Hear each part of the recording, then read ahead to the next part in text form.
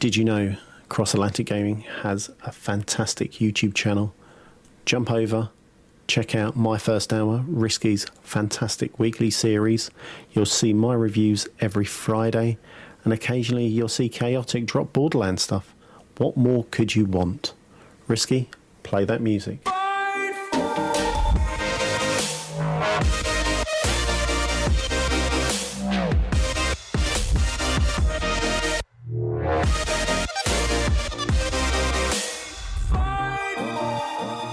Hello everyone, and welcome to episode 114 of Cross Atlantic Gaming. And your ears are not fooling you. I'm your host this week, Moose, and joining me is the Chocolate Bear.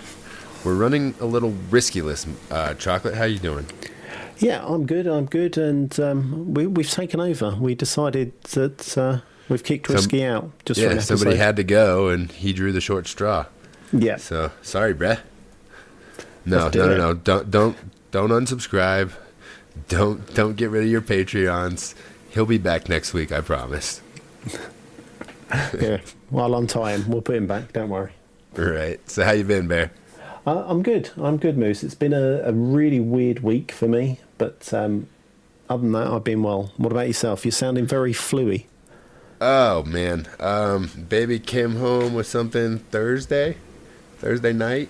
Friday I had a sore throat, and Friday and Saturday, I was down for the count, man. It was in my head on Friday, in my chest on Saturday, but by Sunday, I was feeling fine. So I feel like maybe I got some COVID light. I don't know, but we're keeping our distance from folks for at least a week or so.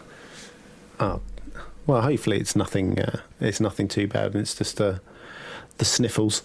Right, exactly. The baby, they always come home with something no matter what. So, And if you have any sort of runny nose or coughing, any sort of even one symptom of COVID, they're like, yeah, you can go to the hospital or you can go to this special COVID center. And we're like, well, all they're going to do is, give us a test and say, yeah, you have it, go home and stay away from people. So we're just going to skip that step and stay away from people for a while. Yeah, probably makes a lot more sense, doesn't it? Just in case Save you might us some money. Inadvertently see someone or bump into them while you're driving down for the test. That too, right? Yeah. Crazy. Right. Yeah. I'm going to jump into the important news we have for this week. Fill me in, Bear. Right. So, just came up on our YouTube channel, we have Metal Gal Review. So I take you through one of Ratalaika's beautiful achievement popping games. So you get to check that out. Was this a Bear Hates Game segment? No, it was okay. It was oh god, what was it like? I'm trying to think of a game. Very 90s nostalgia shoot 'em up game. Okay. Side scrolling. It was nice. It was good. Kinda like Contra. It was enjoyable. And when it's free and gives you 1,000 Gs under 40 minutes, you can't complain. You are such a whore, Bear. I tell you, I'm feeling. Sometimes I need to wash this stank on me. It's not good for me. Literally, you would put minute hotels to use with your gamer scores habits. It's pretty gross. I would. I'm sure there are people out there now that are slightly proud of me that I've caught this bug and I'm going through some achievements. I'd say it's better than the bug that I caught. So good on you. Well, yeah, I'm sniffly free, so I'm good. What else we got? We've also got a surprise. So Risky is dropping day in date tomorrow, or today, Tuesday. He's dropping My First Hour, and he's told us not to let anyone know what the game is. So tomorrow it will be a surprise for everybody. You heard it here first. So did I. Yeah, and I didn't make that up. And last but not least, we also have Chaotic is on a super mission with Borderlands 3. He has knocked out a video over at the weekend. There's one that's come out today, and then there'll be another one coming out tomorrow. However, you'll listen to this from your phone. So, yes, there's 3 Borderlands videos. Go check them out. That's right. Check out the YouTube page. Like, subscribe, hit the bell, all that stuff. Yeah, there's content rolling. I think we've managed to get it now on a three bits of content dropping Monday through Friday, and occasionally a weekend drop as well. So Right, Yep. and I'm gonna dip my toe. I got the cap card installed and the Xbox and the Switch hooked up, so now it's just up to me, man. I'm looking forward to it. What are you gonna like? Give us a little sprinkling of what you're gonna do, or are you just gonna I've got drop so something many, hot? I got so many ideas at this point. I need to show everybody my island on Animal Crossing, but it's in such disarray at this point. I think I might do a give me a week episode where I show you my island and what shape it's in right now, and then give me a week and I'll show you what I've turned it into in that week. What's that? Does that sound good? That sounds good. I would also imagine that as bells of the currency, I'm sure people would like to see how your nips look. Oh, dude, I've been out of the nip game for a while. I don't know if I should touch that stuff. I've been clean, bro. Yeah. I'm sure people would love some handy hints. Handy hints on your nips. It would be really good. Well, the best tip I have is just be friendly on the internet. That's the best way to get the best nip prices because, you just be friendly with people. Sometimes you have to slide into the DMs a little bit and give them a follow on Twitter, and they'll give you that good price, and, you're set. There you go, guys. You've heard it. Moose will let you jump into his DMs for a good nip price. Oh, fair. You always got to take it that direction, don't you?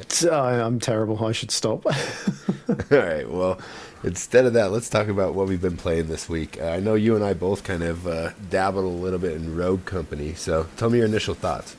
So when did we... I think I jumped in, was it 2-3 weeks ago when they had the alpha? The beta, right? Yeah, I jumped into that too. I think I played like one round and got destroyed. And so I was done with it. Oh, so I've been. I must have been drinking the day it dropped. I've really enjoyed this. So this could be my new Apex Legends. I love how it feels. I like it so much, or maybe I impulse purchased. I bought it on the Switch. So remember, this game has got cross-play, cross-progression, cross-save, cross my heart and hope to die. This game has got everything going for it. It's doing what Fortnite does. Right. Or Dauntless, all those good free-to-play games. But there's a little bit of a hitch there, isn't there, Bear? Yeah, so at the moment there's 3 tiers that you can, or you must, and I'm going to air quote, buy into. So you've got... I should have looked at this before. I think there's a Starters Pack, Founders Pack, and Ultimate Super Duper Drop Your Big Bucks Pack. Mr. Big Spender, which I'm sure Chocolate went ahead and went for, right?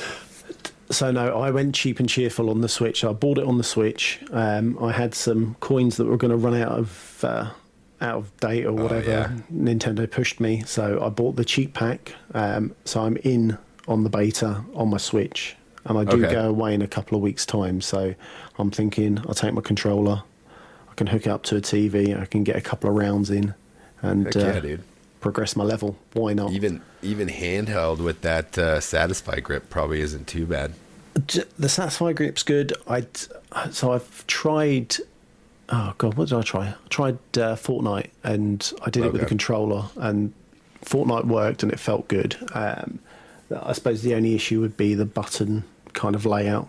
B is where A is, and A is where B is, and that silly Nintendo stuff. But you can remap everything on the Switch now, so that's what I need to do. You tell the buttons what they are. They don't tell you what they are. Well, that's what I'm going to do. I think I'm going to switch them around and try and go muscle memory. We'll wait and see how that works out. Be the boss, Bear. I need to. But getting back to kind of gameplay, this...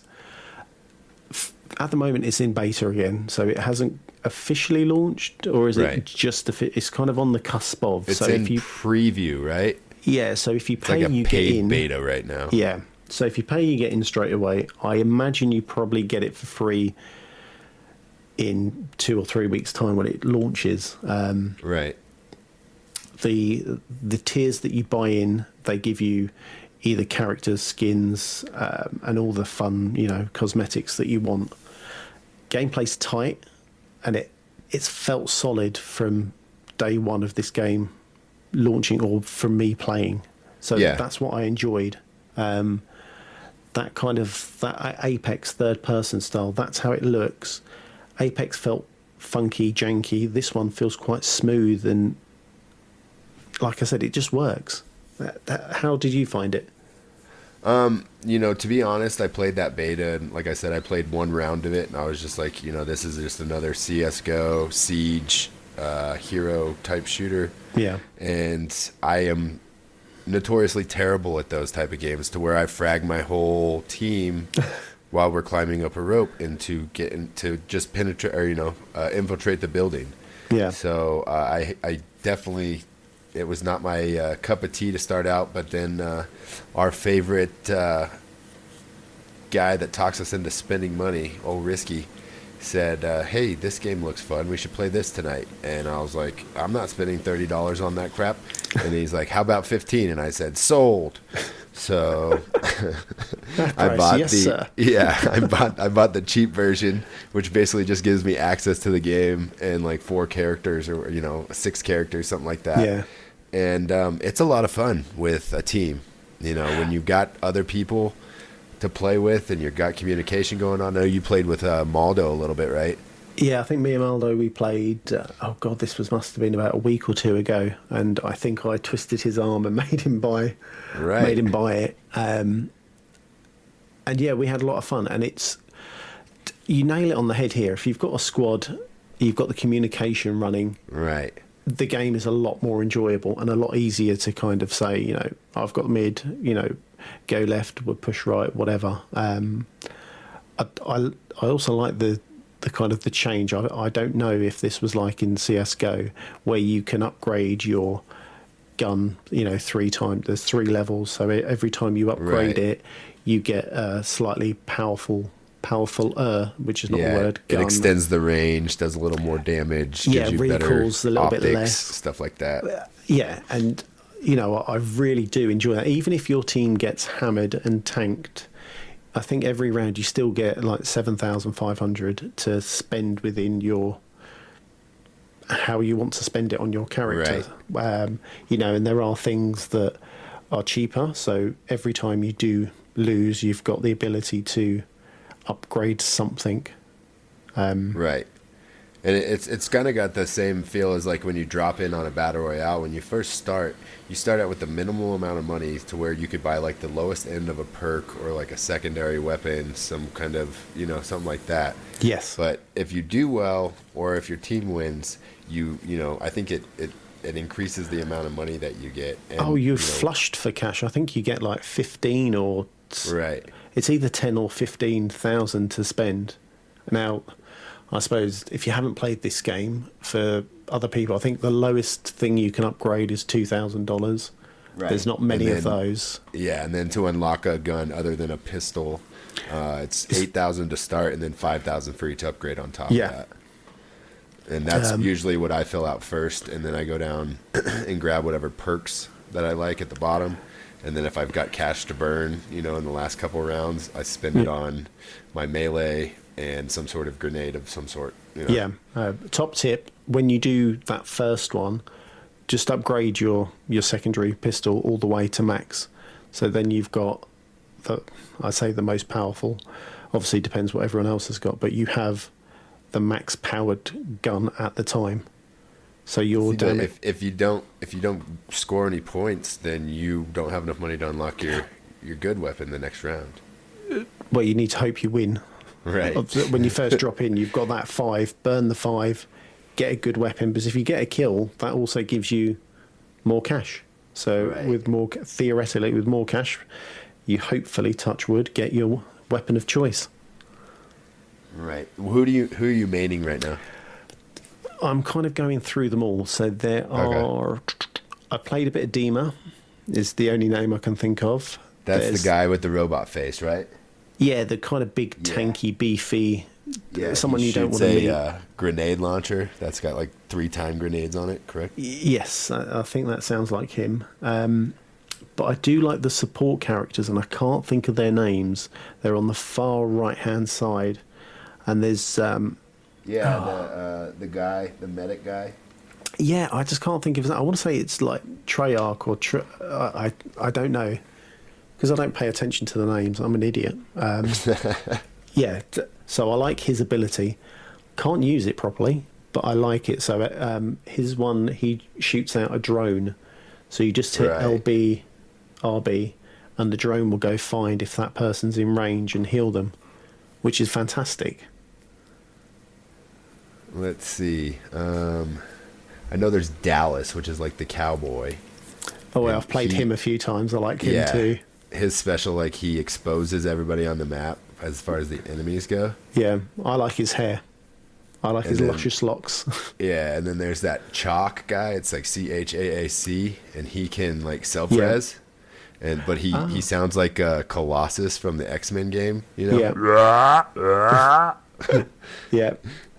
And then there's the chick that I always play with. What is her name? So she's 2 to the right, isn't she? So I think there's the main character, basically. Yeah, I think she's the one who has a really cool, like, automatic pistol. Yeah, she does. I can't think what her ability is. Ronin. Her name is Ronin. Her ability is a dagger that she throws, but it's got a proximity mine on the handle. Oh, nice. So if you throw it in an area like, you know that they always go A, you just throw it up high somewhere where they don't know where it is, and they walk right into it, and it blows them up, and it's hilarious. Nasty. So, yeah, it's a cool game. It's in preview right now. Like Chocolate said, he spent money on it twice. I'm not sure why. But I'm going to wait till it comes out on all platforms for free to play, and then I'm going to pick it up on the Switch. But there's also, if you're looking for codes for PC, there was a link in our Discord. One of the websites was giving away like 5,000 free codes. So there may still be some available for that. Yeah, I don't know if anyone's picked it. I dropped a code for a PC in our gaming channel. So anyone there, it's grab it, take it. It may not be gone yet. Twitch are also doing Twitch drops. So if you watch a streamer with his drops enabled, I think it's for half an hour. Right. You'll automatically get a code. It's a PC code, but if you're a PC gamer, you've got the game for free. Leave your PC on, watch whoever's streaming it at the time, and there you go. Right. And I don't think you're going to have like ultimate performance settings to run this game, because it kind of has like a Fortnite type animation to it. So it doesn't look like it's going to, max out your GPU or anything. No, it doesn't. It does look, not cartoony is the wrong word, but it's not as flush and polished as other games, I suppose is the best word. Animation and visual. Yeah, it's more about, tight gameplay as far as, aesthetics of it. So it's kind of like CSGO was, that game never looked excellent or great, but it was a great shooter as far as what I knew, and I played it briefly drunk in a fraternity house one night. So best games to play drunk. Yeah, buddy. Make you feel like you're really good when you actually get a kill. Yeah. Well, so it's a lot harder, isn't it? Yeah. That inebriated. All right, Chocolate, enough about you getting drunk. Tell me about Liquid Sunshine. Well, tell me about Liquid Sunshine. Liquid Sunshine. So this is, hang on, I'm just getting to my notes because I've realised I am dreadful when I talk about games, and you guys always laugh at me. So hang on. Hey, you were learning, Bear. I am proud of you. Oh, thank you, Daddy. Right.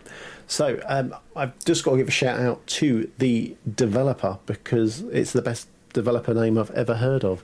God as a Cucumber. They develop it and publish it. It is awesome. What if God was a cucumber, huh, Bear? So, well, yeah, maybe we wouldn't have COVID. Anyway, quickly moving on. That's a joke. I'm joking. Right, so send all the hate mail to chocolatebear@kegpodcast.com. That is it. I'm out. Right, so this is a very strange game. So its art style is black and white, side-scrolling action adventure with a massive play on puzzles. Right. And the puzzles are kind of, try to get over the gaping gorge and push a log so you can climb it. You are a character called Husk, who's a monkey, and he somehow manages to steal the bear mafia. So these are a bunch of bears, and they're in a mafia. They're honey. And the whole game, it's so ridiculous. The whole game is you running away from the bears. Yeah, really weird. You then get joined by your friends, or your best friends, Spooner, who's a horse, and Trent, who's a rhino. I'm watching the trailer right now. Oh, the game is... Let's be blunt about it. The game is weird as hell. The humour is good. The art style is good. The visual, the aesthetics, it's all good.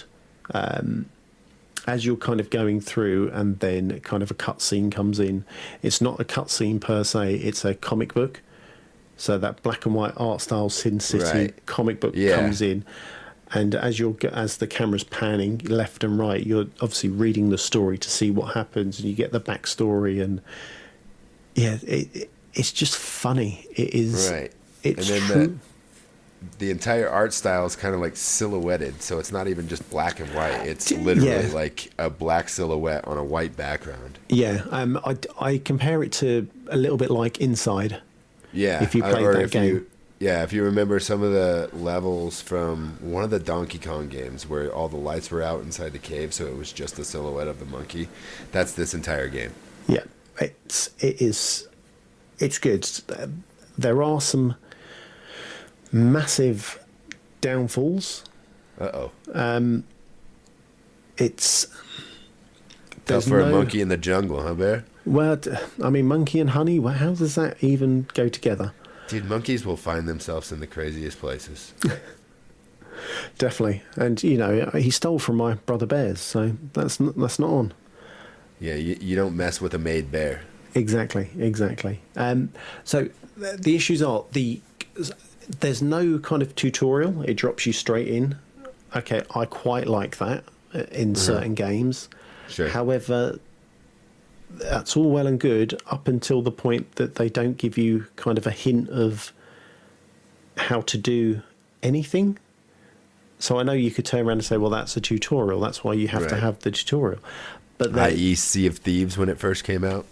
It's like, here's your boat. Have fun. Yeah, get on with it. But Sea of Thieves had the brightest idea of coming up with button prompts, and there is nothing. But not when it first came out, Bear. It was literally no heads-up display. Here's your boat. Have at it. Okay, well, I obviously didn't play that build. It was rough. So this one doesn't give you any hints, no button presses, nothing whatsoever. So that's fine as you kind of progress through the first level. You're pushing over beams, jumping, you can work that part out. The issue comes when you joined with your 3 friends and you try to climb a ledge. Now, obviously, you've got the horse, that's fine. You've got yourself the monkey. The horse kicks the monkey. Right. I saw that. He does a donkey kick to kick him across ravines and stuff. Yeah, which is awesome. However, you've got a rhino as well. Right. Yeah. So kind of part of it as I was going through was you help the monkey up the horse, and then the horse helps the rhino up, but then part of that animation, if you get the steps correct, the monkey will then help the rhino up the ledge as well. Right. But you've got to get the characters in a correct kind of line format. And then the you've right got puzzle form, yeah. Yeah, or formation, and then you've got to press the correct button with the correct character, if that makes sense. So you only control one character at a time. Right. However, you can switch between the 3. Yeah, if you do it, say starting as the horse, the animation doesn't work. If you do it as you do it as the monkey, and it has to be horse first, then monkey, then rhino, like in a line. So if you press it as the monkey, the horse will help you up, and then the auto kind of graphic motion movement will just automatically happen, and then the rhino gets pulled up and over.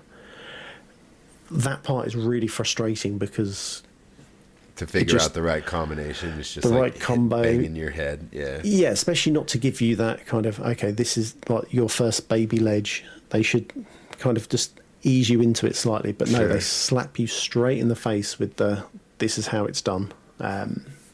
Did you have to resort to a guide to figure it out? Well, I'm stuck. Are you still stuck there? Yeah, I'm stuck at the moment, and I'm thinking about a guide. But this game is pretty new, right? Yeah, I think it's only just launched, or it's launching. So Yeah, you know, there may not be a guide yet. You're the guide, Bear. yeah, and I'm terrible with directions, so we're all screwed. Well, that's right. There's plenty of games on Game Pass, Chocolate. Exactly. We'll get into that later, won't we? But yeah, it's good. I do. If you can get a copy of it for free, definitely try it out because the art style's awesome. If you like, not blatantly hard, but if you like trying to figure out how to progress in games, this is definitely the game for you. Like I said, very much like Inside, it's a side-scrolling action adventure puzzler. Yeah, but they don't title themselves as a puzzler, which is weird. I might check it out, Bear. Definitely. So I did a bad thing last week. Oh, talk to me. Tell me. I spent money on a game that's on Game Pass. Oh, it just felt right, Bear. So tell me, what's the game? I went ahead and picked up Neon Abyss. Yes. You know, as per your recommendation. That game is so much fun.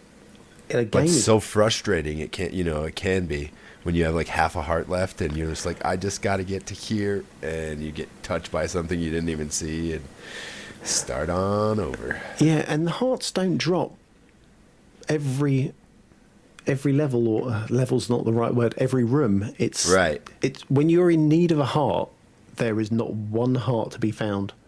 Yep, you just got to try to get to that fast travel. You know what I mean? Yeah. So yeah, Neon Abyss. If you've been sleeping on this game like I have for about a week, I guess it came out last week, right?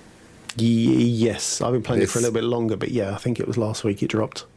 Yeah, this is the new 2D platformer to play. It's everything Dead Cells, everything like that, but think of more range attacks, and you're shooting a gun as opposed to doing melee attacks, things like that. Yeah, or shooting a cat who fires out fish bones or something. Cats, asteroids. Yeah. I've gotten all sorts of wacky weapons and upgrades for them, and but essentially it looks like there's 6 managers, is that right? It's 6 or 4. I haven't played it for about a week, so I can't remember, but yeah. Okay. I want to say there's either 5 or 6 because I know there's more than 4. Okay. But and you have to do a series of dungeon runs. So the first one, I think it's you've got to go through 5, right, to get to the boss dungeon. It's either 5 or 4. We're going to argue about numbers now, but yeah, it's something like it's a small. It feels quite small and quite quick if you manage to do the run. Exactly. I want to say, it is probably the 4th one is the boss dungeon. Yeah. And it's, you feel a sense of accomplishment, and then you're like, oh, crap. Because you don't see any of that until you beat the first spoilers. You beat the first manager. And then all of a sudden it cracks open, 4 or 5 more for you. And you're like, oh, crap. And then first thing they throw you into the next dungeon. And it's 7, 8 long, something like that? It's something really stupid. It feels like it's double, and it looks so big. Right. When I did that first dungeon, or the first manager, I looked at myself and I was like, no way, I've completed a game this quick. And then obviously the game opens up and you're like, no, I've done nothing. I've scratched the surface. I finished the tutorial. I finally finished a tutorial, and I didn't even know it. But yeah, this game is everything, all the feels from Hollow Knight, Dead Cells, all The Messenger, all those awesome 2D platformer games that we love to play. Yeah, it's all there for you. And it's the humor. So it's the team. It's Team 17 who, I believe, Overcooked, Moving Out. Publish it, and it's Vivu who are the devs. And it just seems they've captured the right. I don't want to say humor because that's the wrong word, but it doesn't take itself seriously, but does. I mean, there's a part in it where you, if you die, you awake at the bar, right, in a nightclub of like a trans house DJ or something. Have you walked up onto the dance floor and pressed? Is it A or B? Well, I dance like when you walk through there. Yeah, I walk. Yeah, and there's a beat drop and all that. Yeah. So there is a thing as you get to the stage, the main stage, in the middle of the dance floor. You can press A, and your character just starts dancing properly. Right. Yeah. And it's so funny, so funny. So have you only played with, what is his name? I want to say it's Drew, but that doesn't sound right. Carl. I don't know. It's the main guy you start with. The blonde guy. I've played with him. Then I switched characters because you only unlock, I think it's 2. So once you do the first manager, you unlock the second person. And then I played as the second person because I can't even remember if it's a girl, he or a she. I think it's a she. I want to say it's a girl. Yeah. And you get an extra life, and that's why I took her. Sure. So I want to say there's 8 or 10 characters. Right, and they're all shadowed out except for the main one, and the first manager, and then I think you get 2, right? Something like that. I think it's either that, or if you unlock something as you're progressing, more characters unlock. Right. And each one possesses a different type of special ability, or, this one has an extra heart. I think I managed to cheat and look somewhere else, and one guy's stronger, one guy can hatch eggs better than the others. So each one has their unique passive ability. Yeah, it makes it almost like a hero type game where you pick whatever their abilities are to help you through the runs, but it's not like anyone has a bigger distinct advantage than another. Not really. I think as you keep playing, no matter who you're with, depending on your style, for me, I need health because I am a god-awful gamer and I need that buffer of an extra heart. Right. Yeah. That's just like, what is it, Cuphead? When you play it, it's on like medium mode or easy mode or something, and you get an extra heart, but it actually just makes the game so much more difficult. So you should crank it up to the highest difficulty, and then you'll be okay. You should sail through. Yeah, just run with 2 lives and, keep it rolling. Yeah, game should be easier. Doesn't make any sense, but unfortunately I think that's the way they have Cuphead programmed, but I've not finished it yet. I'm still on the second island, and we'll probably be there for eternity. So I still haven't bought that. I'm waiting for it to drop in Game Pass. That's crazy that it hasn't, right? Yeah, I mean, I thought it would do, but I think the amount of hype that Microsoft put behind it 2 years ago. Well, they talked about DLC last year, right? So maybe that's one of the bullets that they have in the chamber that we'll talk about later.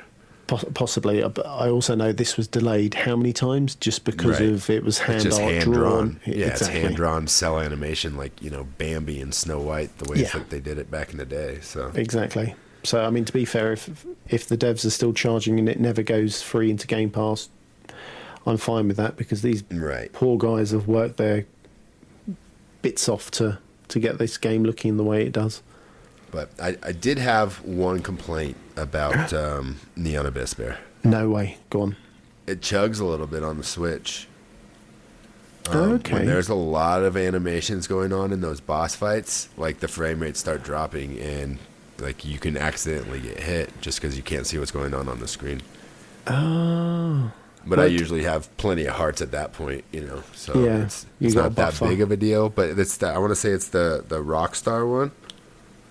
That boss, then she shoots out all those music notes and everything, and then she shoots out those like heat-seeking ones on top of it, and then all the stuff that I'm doing at the same time. Yeah, it starts to chug a little bit. Yeah, the hearts and notes are also they kind of flash different colors as well, don't they? Yeah, kind of RGB style. So I think that's a little bit rough on the CPU, but other than that game is awesome. I said it's like a perfect Switch. I didn't know it would chug, but it's a perfect Switch game. It's really good on your Xbox. So you didn't notice any frame rate issues or drops or anything like that? Nothing. I was too busy trying to stay alive, if I'm totally honest with you.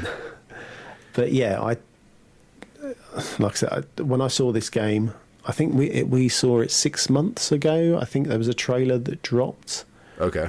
In some sort of show, and I was like, oh yeah, that looks good. That's me. Yeah. Yeah, and it was probably right around the time that we were all playing, what's it called? The one that was kind of art styles similar, where you have like a few seconds to kill everybody in the room. It's not Mark of the Ninja, but Katana Zero. There we go. Katana, yes. Yeah, I think it was kind of along the same time that we were playing that. And, could be. Anything with that art style just was like, ooh, I might check that out. I like it. I like it a lot. Exactly. It's scratching an itch, Bear. Yeah. So we all love Neon Abyss. If you haven't checked it out, do it in Game Pass and wait for it to go on sale on Switch because it's like $20, I think. So, 10 bucks here in a few weeks. It's a steal. So, one more thing here. We got Game Pass Roulette still going on. We're playing Crosscode, which I also got on. Well, Risky picked up on the Switch, and I took advantage. And I think I'm about 10 hours deep in my playthrough on the Xbox, and I'm about 5 hours deep on the Switch. I recommend you turn down the difficulty to just get through the game, because you can turn it all the way down to nothing if you want. But I think I have like the enemies at 80% and their attack speed at like 60% or something like that, and it just makes the game much more enjoyable for myself. And it says that right at the beginning of the game. It's like, this game is designed to be hard. Please turn down the sliders to your ability to make this game fun for you. Right. Well, you'll be proud of me. I started this. I'm a couple of hours in. Attaboy, Bear. Did you make it onto the island? Yes, that's where I am. Attaboy. Ricky Harbor. I know it well. I have not done anything with the sliders because I read that message and I was like, okay, do you know what? I appreciate someone saying it needs to be played like this. So yeah. I'm there. We won't go too much into it because I think it's next week. Yep. Yeah, it's next week. We're on the Game Pass Roulette, so I'll have all our thoughts. Hopefully we'll have your feedback, you listeners, you guys in Discord. So we've got a gaming. Yeah. Guys, don't sleep on this game. It's a lot of fun. Crosscode is a retro-inspired 2D action RPG set in a distant future. It combines 16-bit NES-style graphics with butter-smooth physics. It's a fast-paced combat system and engaging puzzle mechanics served with a gripping sci-fi story. So I'm at the second dungeon right now, and those puzzles are no joke, dude. So I didn't think I'd like this. However, I jumped. It's pretty awesome, isn't it? It's good. It's nice. The story's good. The gameplay's good. Like, it gives you, like, the music is excellent. It just gives you that old SNES RPG feel, kind of like Legend of Zelda, something like that. Yeah, no, definitely is. It's worth picking up. And again, we harp on about this, but Game Pass. It's in Game Pass. It's free. Right. Best deal in gaming. Only deal in gaming. Check it out. You got a week. I promise you won't get through the whole game, but you'll definitely get started, and you'll thank us. Yeah. All right, Bear. Let's check out what's happening in the news this week.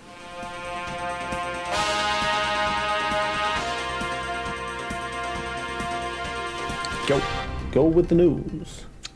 All right. So, did you hear that? Are you familiar with the rap game here in the U.S., Bear? The rap game? Yes, sir. One doesn't listen to rap. Okay. Well, there's a kid, a white. Well, I think he's mixed race. His name is Logic, and he came out with that song. It was the title of it was the title or the phone number for the National Suicide Hotline. Okay. That you familiar with that song? I want to say I watch a lot of crap on YouTube, so potentially I could have seen it. I'm not saying that this is crap, but it's definitely not. I watch a lot of rubbish, so it could have been mixed up with everything that I do. Yeah, but he's a fast speaking type rapper, kind of like Twista, Eminem, stuff like that. But he came out and announced his retirement last week from the rap game. And I did hear this. Yeah, 2 days later, he's got a 7-figure deal with Twitch. So he said that he's always been a video game nerd at heart. He's always played video games. He's been a streamer on Twitch for the last 4 or 5 years, I believe, and has 65,000 followers. Holy hell. This just seemed like a perfect marriage between the two of them. Something that's really cool is, you know how a lot of big Twitch streamers do giveaways and stuff? Yeah. He's literally going to make beats on stream and then give them to artists. No way. Yeah, people on his Twitch stream that he'll give away the beats to them and say that you own the rights to that beat. Do what you want with it. Please, you know what I mean? So I think that's awesome. That is absolutely crazy. So it's an untapped resource. Maybe he retired from the industry of music, but not actually music itself. Well, yeah, I wondered what was going to happen. Was he going to do a kind of just gaming, or would he be? Yeah, I think it's kind of a mix of both. Well, why not? I mean, if he's talented on both ends, I mean, it's all entertainment, isn't it? Let's be honest. Right. Yeah, exactly. And, the kids will follow him basically wherever he's at. And that's what he's basically says, that he's got, millions of followers and he can bring them to Twitch, and Twitch is bringing millions of dollars to his pockets. So it's a good partnership. Yeah. Well, they've got money to save since. Yeah, they let all the boys. Yeah, they let them go, right? Yeah. Well, anyway, so good luck to Logic. I hope he does well. He's a positive voice in the community, so can't hope for nothing but good things for him. Excellent. Up next, not so great things. Ubisoft's Boys Club. Heard anything about that, Bear? I'm laughing, but I'm not laughing at the headline. It's disgusting, isn't it? Yeah, so I stumbled across this. I don't even know when. I dropped it in our news feed, our Discord. It was the day of the podcast last week or the day after? Yeah, something like that. And I don't know who. I think it was Alana Pierce. She did a video, and then all of a sudden you kind of look a little bit more, or kind of scratch the surface, and you are disgusted. So yeah, absolutely. Who was it? Was the Ubisoft Assassin's Creed guy who left? Right. Do you want to say a month ago now? It's Haskowit. He was the creative director, I believe, of Ubisoft. Yeah, he was one of the executives, and I know in Assassin's Creed Syndicate, Evie, which was the twin sister in the story, she had a bigger role in the story, and he personally came in and cut a bunch of it out, saying that guys don't like girls in video games, essentially. Which is. And that's not the only time he did it. It was the next Assassin's Creed Origins was supposed to be played by a female character, it was supposed to be split between Bayek and his wife. And halfway through the game was supposed to be a twist where she took over the main story, and they kept that to basically the prelude, or not the prelude, but what's the thing after? Prologue? No, not prologue. Prologue, prologue. Prologue, okay. Yeah, they kept her story basically just to the prologue. So, and then the last story, Assassin's Creed Odyssey, they had designed specifically for Cassandra, and he forced them to write it for a male role because guys don't like to play girls as video games. Now, am I right in saying you played as Cassandra in... Yes, absolutely. And I don't know how it could be written for anybody but her. Like, it wouldn't make sense for a guy. Yeah, you said it was really, really good, didn't you? You said the story suited... Yeah, absolutely. Even to where, like, there's relationships where, like, I don't know, it's weird. But it's, it just doesn't make sense in certain scenarios for a guy to be in that scenario. You know what I mean? Okay. See, this is terrible, isn't it? It seems... Oh, yeah. He's gone. This guy, he resigned, I think, 2 weeks ago, along with the head of HR and somebody else, the PR director. There was a little bit of a snowball effect, wasn't it? Because as he stepped down... Yeah, all the executives started following, and everybody started telling their stories. And, it's a terrible, ugly scene, but it has to be told, and it has to be shown to light so that it can be fixed and everybody can have a safe place to work. Yeah, I mean, I do also think if you're going to make a game with whichever lead you want to do, whether it's male or female, you've got two choices. You either let the person decide, okay, that's probably going to be more work because you'd have to make the story a little gender fluid, or you do it with whichever character you feel comfortable with. You do it with a male character, do it with a female character. Right. The people will decide. If Assassin's Creed with a female lead doesn't sell, all right, then maybe that's not the right setting. And I think at this point, I don't think people see gender biases in video games. You know what I mean? Like, nobody didn't play Tomb Raider because it's a girl being Lara Croft, or nobody didn't play Uncharted because it's just a male version of Tomb Raider. You know what I mean? I think, well, I say now, I mean, we're 2020 and weird, stupid stuff still happens. get over it. I mean, I'm not fussed. I'm not fussed which character I play. I played Tomb Raider. I enjoyed it. Okay. Right. If I had the choice, predominantly, I'll hold my hands up. I will play male because I'm a guy and I like to pretend I'm that person. However, do you know what? Now, because of this story, I am going to intentionally play some female characters because... Right. One, not open my mind is the wrong word, but I'm going to... Because girl power, damn it. Why not? It's... Yeah. It's crazy. There's no reason that you can't be a female. And, that the other thing, though, is it's weird because a long time ago in Destiny 1, I started playing in it, and I played as a female character as my avatar. Yeah. And it just seemed like people were so much more creepy, which is just another huge problem in video games. Yeah, I think anonymity people can kind of hide behind, so they can hide behind their gamer tag handle.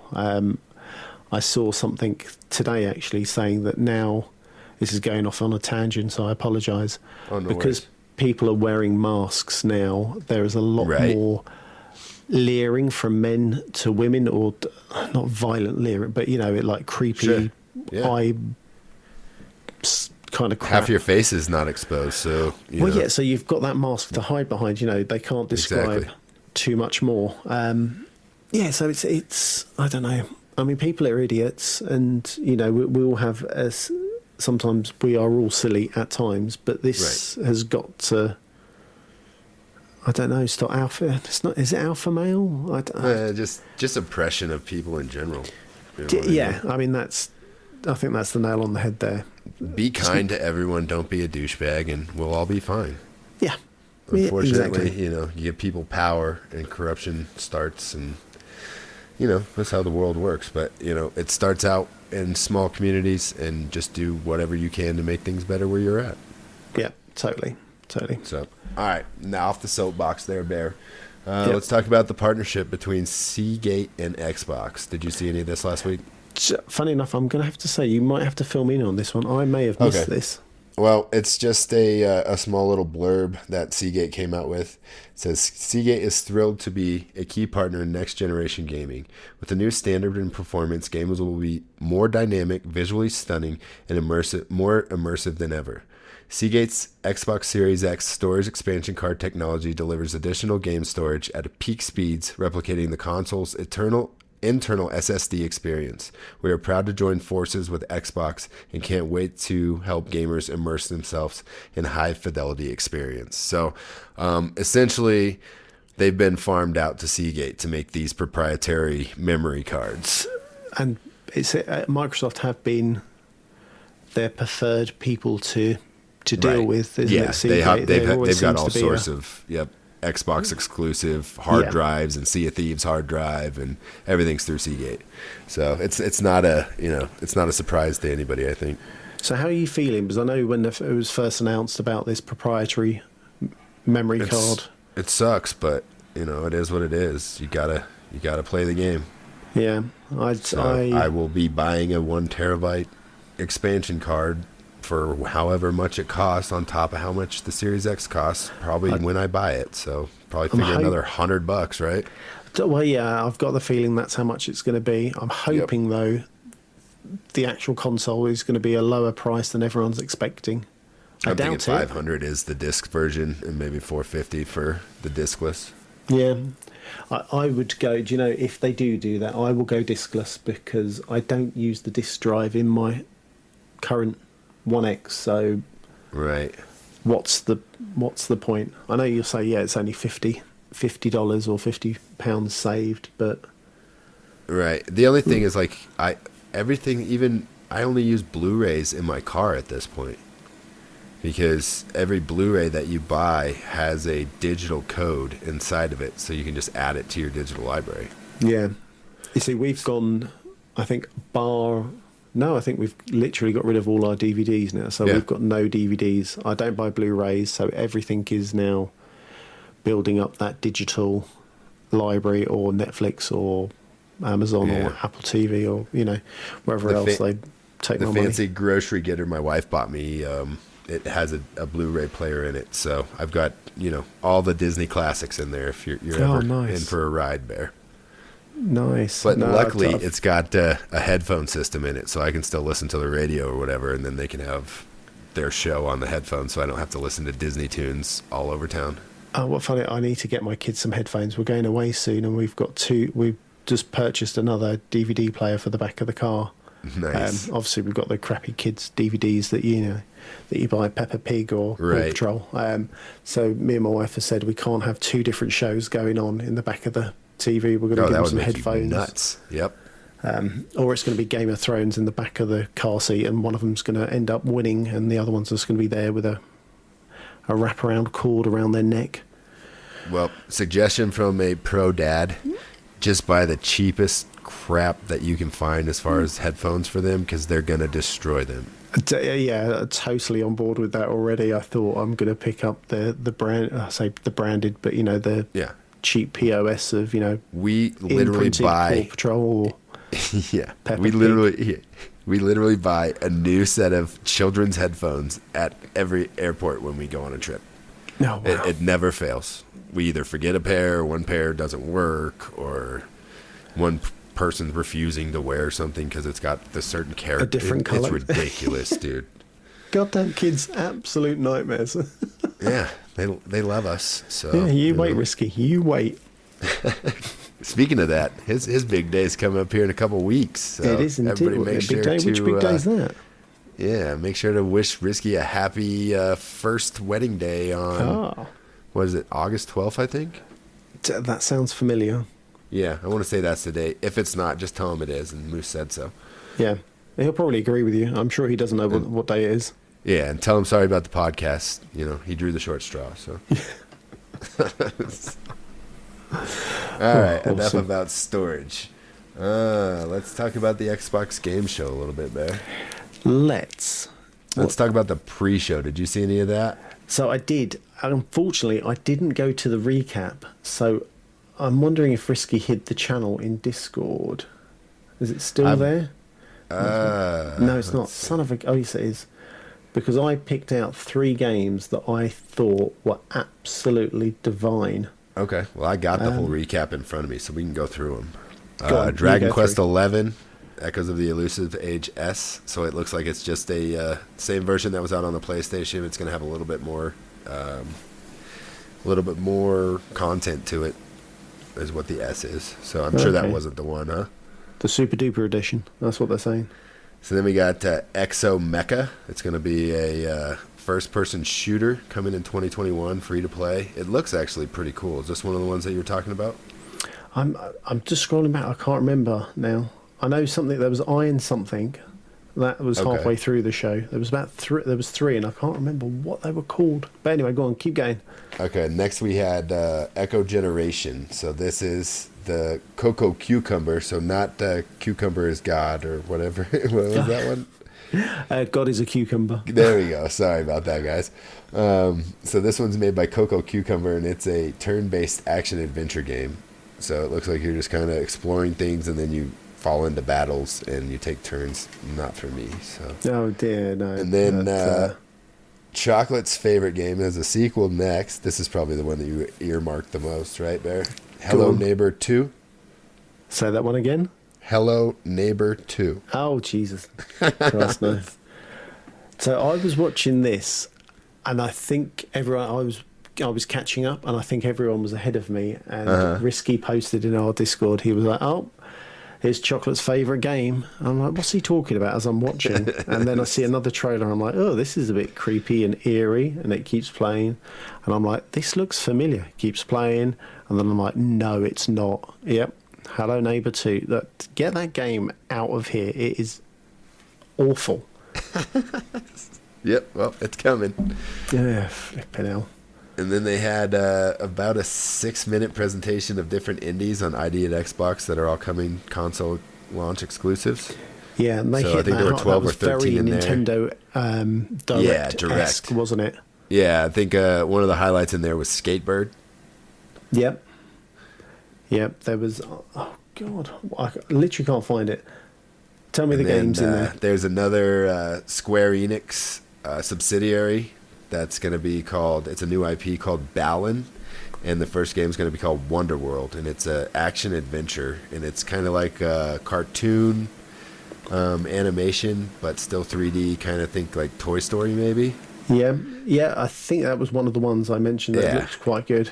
Yeah, it looks pretty cool. Also, it gave me the feels of Kingdom Hearts. So if you're into that, maybe this is your next 20-year saga. Yeah, totally had that. So Balan Wonderworld, that was another one in the preview. And then that was it. That was the one they ended on, I believe. And then they had, about a 12-minute presentation of gameplay of Halo Infinite that everybody ripped them apart on the internet. Yes. It's like, I don't understand this because everybody bitched that Halo 5 didn't look like original Halo and blah, blah, blah, and this is too new, and what is this? And then they go back to the roots of original Halo, and everybody's like, this looks like it's on original Xbox. It's like, hello, it's original color palettes. It's an homage to the original Halo. Yeah, it was strange how the internet hated it. Right. And so I thought it looked awesome. Well, I looked and I got, they started the show with Halo, which was brilliant. And I was watching, I was like, okay, I'm getting into it. I'm looking. It was a grunt. Well, no, he's not the big, huge monkey man thing that he was. The bad guy. Elite. Yeah, I thought he looked really good, rendered in well. Yeah. The first 5 minutes I was a bit scared because everything looked a bit janky. So if you were watching it on YouTube, there was jumps. Issues. It was jumping and jumping if you were watching it live. Right. So Shine told us, jump over, go onto Twitch. It's smooth. Went on and went, oh, thank God for this. Gameplay looked brilliant. It moved well. It took me in. I think they took quite a bit off the HUD as well, so you lost quite a lot of the. It was pretty immersive. Yeah, and I think the color. I think it looked good. I don't know what people were expecting. I think again maybe expectations like the previous Inside Xbox expectations were so high. Yeah, people, set their own expectations and they're let down. It's like if you don't set any expectations, you'll be pleasantly surprised with whatever they bring out, no matter what it is. But I thought it looked really, really good. I don't know what I was expecting. I don't know if I was like, oh, I'm expecting, beautifully rendered, watching Master Chief's chest plate glisten as he pummels someone from 300 yards. Right. I think it looked good. I think,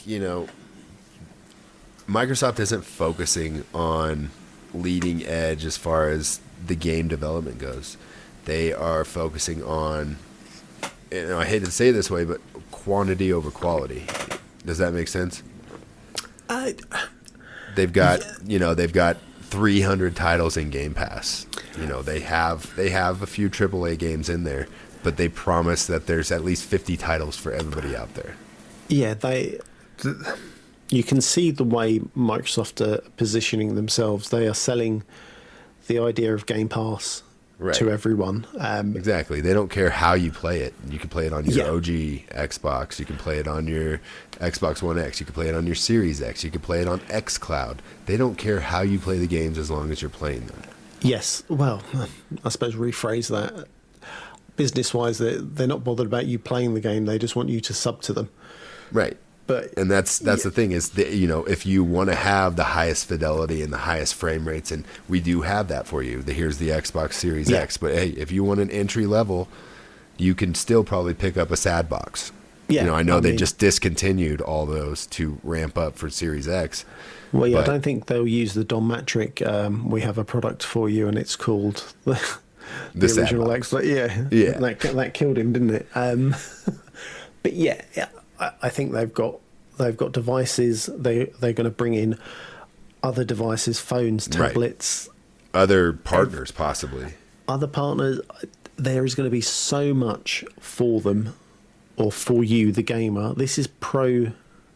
Alana Pierce said it. This is pro consumer. This is all about you, and this is what Xbox say. You being at the center. Play how you want to play. Yeah. PlayStation's saying $70 a title, and we're saying $15 a month. It's yeah, it's two different games that they're playing at this point. Yeah, I mean, I think PlayStation are going for their tried and tested formula. Xbox are going for this new service.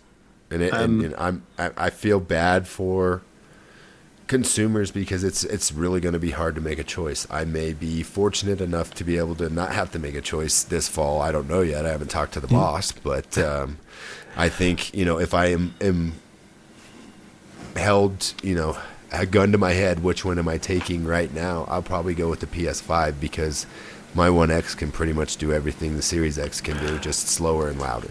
Yeah. Then you've got the ability to have those games right for the next 2 years. They'll play on the One X at no problem.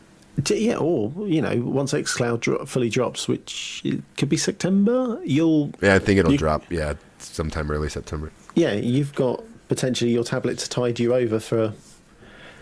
However, I mean, I personally think what Microsoft are doing is the correct way. I know I'm more of an Xbox gamer. That's fine. But also, if you like PS5, you're a PS5 guy. You like what you like, and I think there's room for everybody, dude. With the way they're pushing this, I think so. I think you can have your cake, eat it, and ask for seconds. Well, let's get back to the showcase. Know anything about zombie deer? They look freaky. That scared the crap out of me, dude. But also, I didn't see this as State of Decay. No, it looks like a completely different take on it, and I hope that they did, because the last one, just it did nothing for me, man. No, do you know what? I will be happy if they, two ways, if they do co-op, like you should do co-op, or if this is a lone wolf kind of State of Decay. I will be quite happy being that one person where you're looking to gather resources for yourself or to stay alive, however you want to kind of muddle through the words.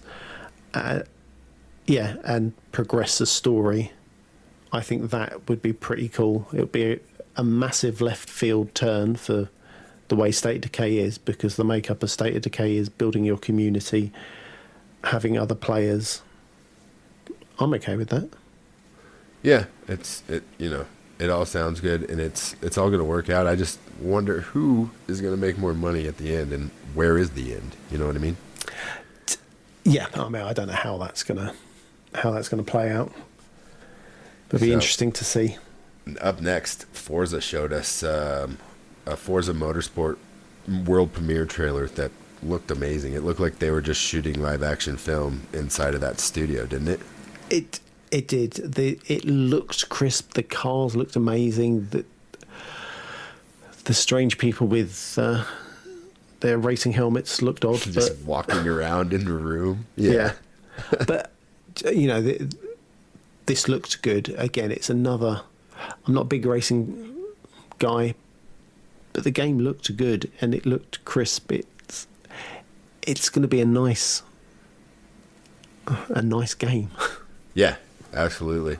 It's going to be beautiful, and I love me some racing games. So this is more along the sim racing of kind of like Gran Turismo, but they make it still feel arcadey enough that it's entertainment. You know what I mean? Yeah, well, that's good. I mean, that's potentially what they need to do to get someone like myself in and not have a 4-hour tutorial, because I'm not going through. You're not going through all 4 seasons to just get to start the game. No, I'm done with that game. That game's disappeared. I'll never see off the hard drive. It's still free in Game Pass, Bear. That's superb, and everyone go try it. I will not. So are you going to be day one adopter of the new Forza then, Bear? Just maybe to check it out and take some pictures, stuff like that. I'll try it. I'll try anything. I'm an ultimate subscriber. It's going to be free. It's their day and date. I'm stupid if I don't try it. Let's be honest. Yeah, exactly. So, it's a super polished AAA title. Yeah. You got to check it out. Even, I'm not a big Gears guy, but I still played first act of Gears 5 just to see what it looked like. Oh, I love Gears. So up next, Everwild. What did you want to return this to the store, Bear? Yeah, I didn't. I think this one didn't really capture me. I wonder why, because it looks like Breath of the Wild. It's. I think this was the one that was in. Oh God, XO19. Was it at XO19? Yeah. It unveiled at XO19. It's a Rare game though. Rare makes good stuff. Rare does, and I think it was playable at XO19. I want to say there was something playable at XO19 that was very similar. But anyway, getting off the point. Yeah, when I saw it, I was like, okay, yeah, this does look like Breath of the Wild. This does look like something I won't play and won't finish. I might return this one. So. Yeah, they had over a minute-long trailer, but it still doesn't really give you any answers as far as to what type of game it is. If it's a survival game, if it's an action-adventure game. It just looks like you are on a journey with some travelers, and they can control different aspects of nature. Yeah, it's quite a lot. There were points in this presentation where you felt something was being held back, or they were just trying to kind of tease you, entice you in. And I feel there's going to be potentially another showcase, or they're going to bring back this Inside Xbox and drop big news or bits they've left out. I think Aaron Greenberg, is that right? Yes. Yeah, he said that they've got another show scheduled for later this fall. Yeah, his exact words were quite funny. Yeah, I was saying it kind of somebody Jez Corden tweeted out something, and then he just replied, "More bullets in the chamber." Yeah. So it seems like we're going on a train ride until launch. I think we're going to be seeing loads of stuff. Feed. Yeah, and potentially we might not even know that they've got something hidden for the month before launch, and say, look, this is the last piece, and then all of a sudden we're all going to go, this is why the show's kind of not plateaued, but the shows with this wave of information and gameplay, and actually if you put it all together, this is the best thing ever. It come to a crescendo. Yeah, perfect. There you go. All right, so we saw Everwild. Let me scroll down here and see what else we got in this recap. Oh, Tell Me Why. So this was a story, I believe. It's all a narrative, right? Yeah, so it looks very... So it's from the team that do Life is Strange 2. Yeah. Right. So it looks like... Is this the one that has it's about the twins, and one of them is transgendered? Is that correct? So, yeah. So Risky mentioned this a few months back when we saw it drop the first time. And he mentioned that there was some sort of transition within the people. I think one of the twin sisters transitions into a boy. But I think that's it. But when I watched the trailer, I didn't see... Right. It's just from all the stuff that people have been talking about. Yeah, and that's what the thing is.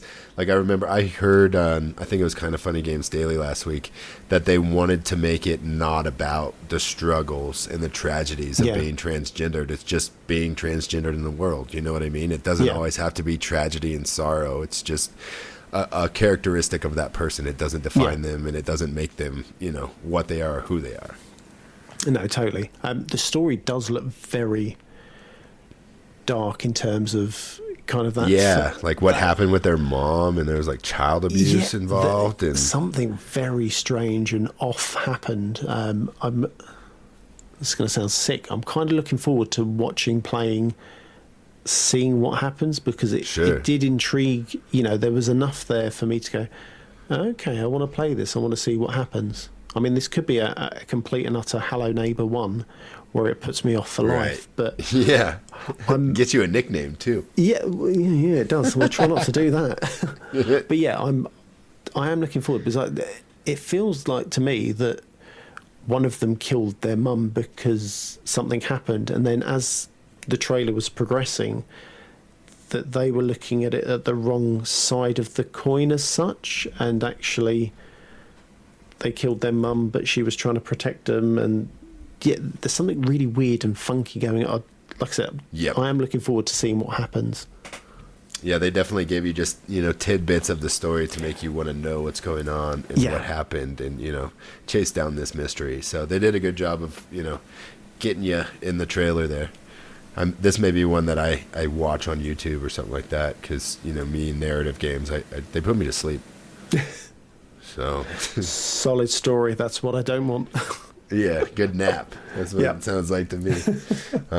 Up next, they announced that Ori is going to be optimized for Series X and will run at 120 frames and full 4K HDR. And they ran a side-by-side comparison of Ori on the Xbox One X compared to the Series X, and just the shadows and the lighting and the details that they were able to add in. Like you thought that the 4K version of Ori now couldn't be improved, but it looks like trash next to the new one, doesn't it? It did, and he also looked quicker, or the animation seemed a couple of keyframes ahead. Oh yeah, and that was a problem with the old Ori. I think you experienced it, and so did I. That it would just cut. The screen would just cut in certain areas when stuff was going on. Yeah, so I think it's great what they're doing. I also think they've been flogging, not a dead horse, but Ori. I've seen Ori for the last 3 years, 4 years, 5 years. I'm a little bit sick of seeing kind of Ori in terms of, okay, Ori's out, fantastic. And then it's, we've got the better graphics version. We've got the better music version. Now I'm a bit like, okay, Ori's brilliant, fantastic. Show me a new game. Yeah, I'm kind of not overly bothered that it's going to look better. Right. It's the same game, right? Well, it is, yeah. Don't tell me about games that are out. Tell me about games that are coming. Surely. Right. Well, then, were you disappointed by this next announcement, too? Some DLC for Outer Worlds? And this is why I thought was a little bit dirty on Microsoft's part, because this is actually not going to be free to play on Game Pass, I believe. Yes. Outer Worlds, the original game, is available, but this DLC is paid. Yeah, as far as I'm aware, yeah. So I saw it. To be fair, as I was watching it, I was like, Fallout news, because it was very in theme with Fallout. Yeah, the announcer with that voice and all that. That voice is synonymous with Fallout, or it could have been Fallout New Vegas. But yeah, DLC, fantastic. I think that's good. The only trouble with it is they mentioned that they were doing DLC back in January. Right.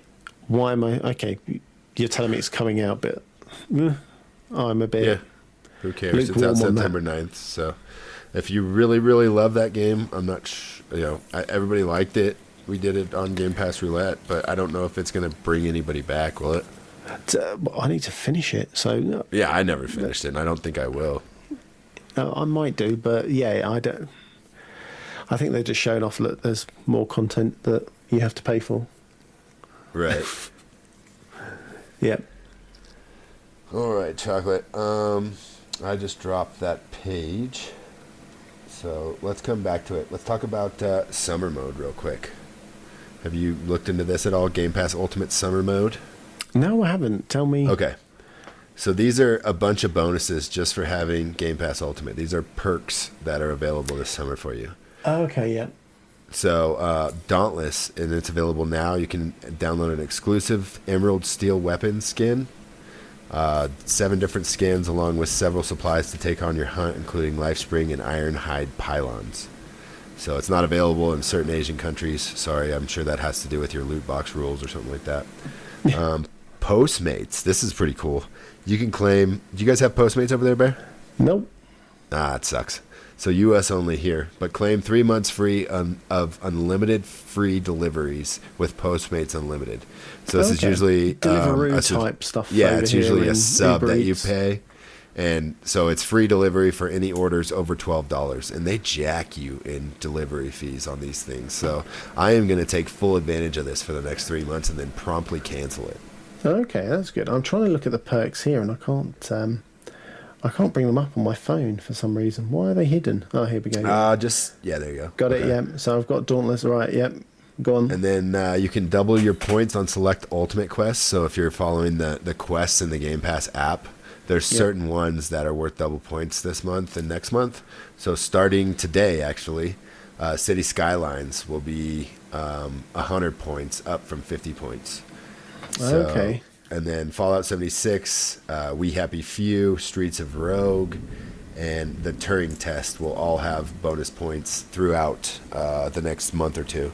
So if you're into your points, your Microsoft Reward points, and these are games that you think you might want to play, check out this list. You can just type in Game Pass Ultimate Summer Mode, and it'll pop up for you. Yeah, it's worth doing. I managed to get a free game every couple of months.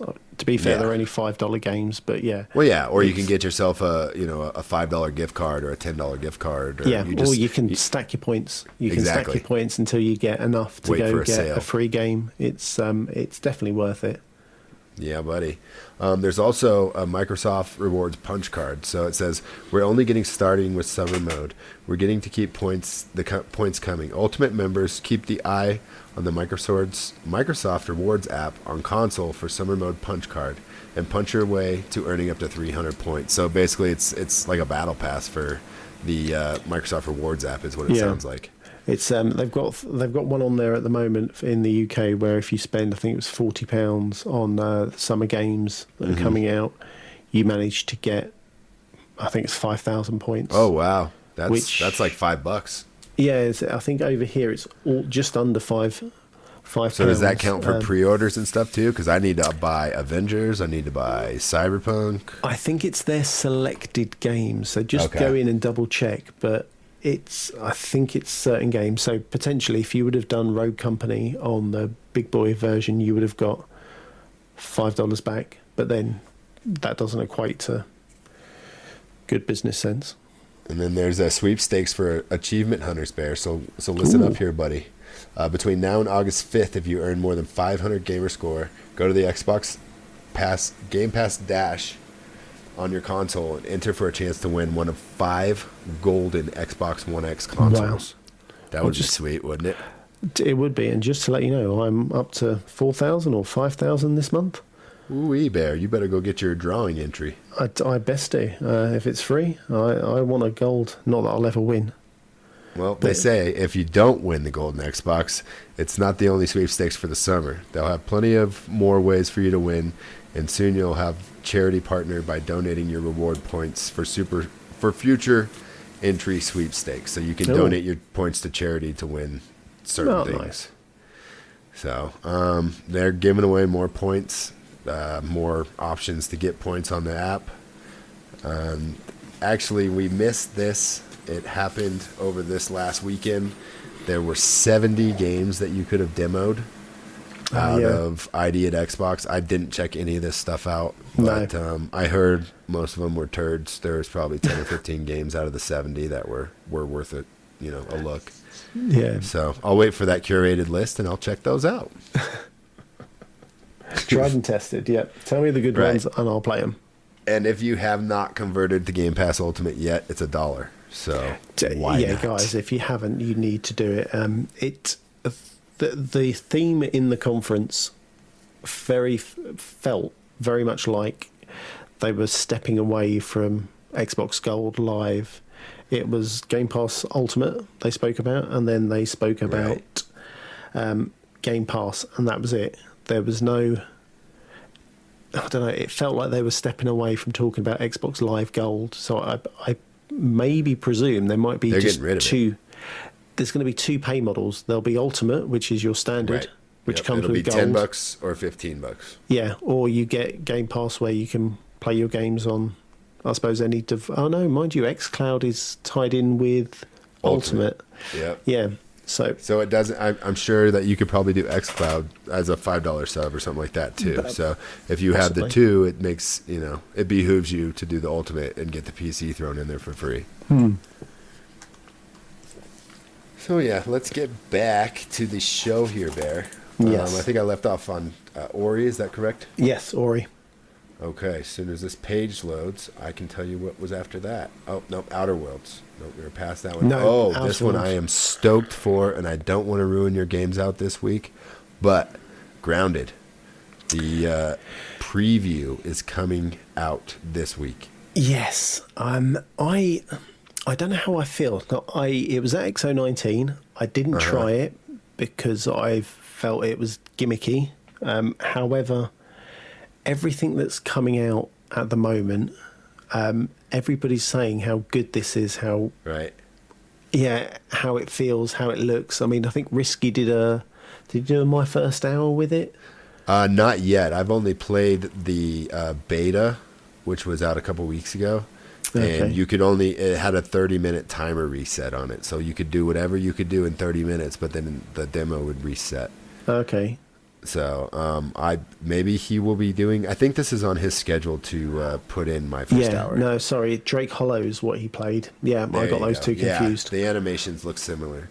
But this is, just think Honey, I Shrunk the Kids, but you get to play. It's a sim game where you've been shrunken in a backyard and you've got to fight for survival against bugs and spiders and little varmint-type creatures. And I don't know, it scares the crap out of me, and it looks so cute at the same time. I can't wait to try it out. It looks good. It looks like you've got elements of base building as well, so could be a good new game to play.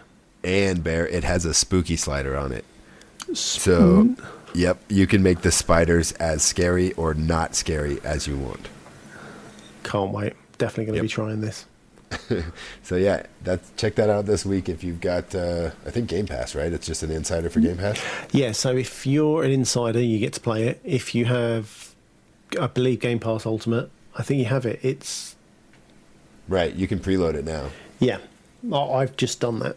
Okay, perfect. So up next we had Avowed. So this looks like kind of the Xbox version of Skyrim, maybe?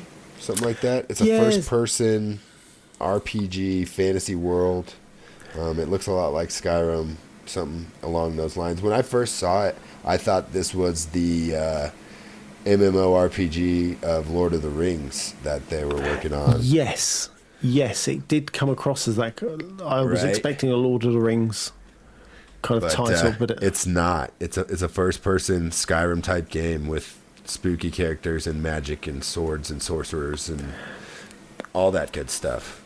Yeah, I mean, I wasn't into it, but I can imagine this will hit a few RPG fans if it has those elements in there.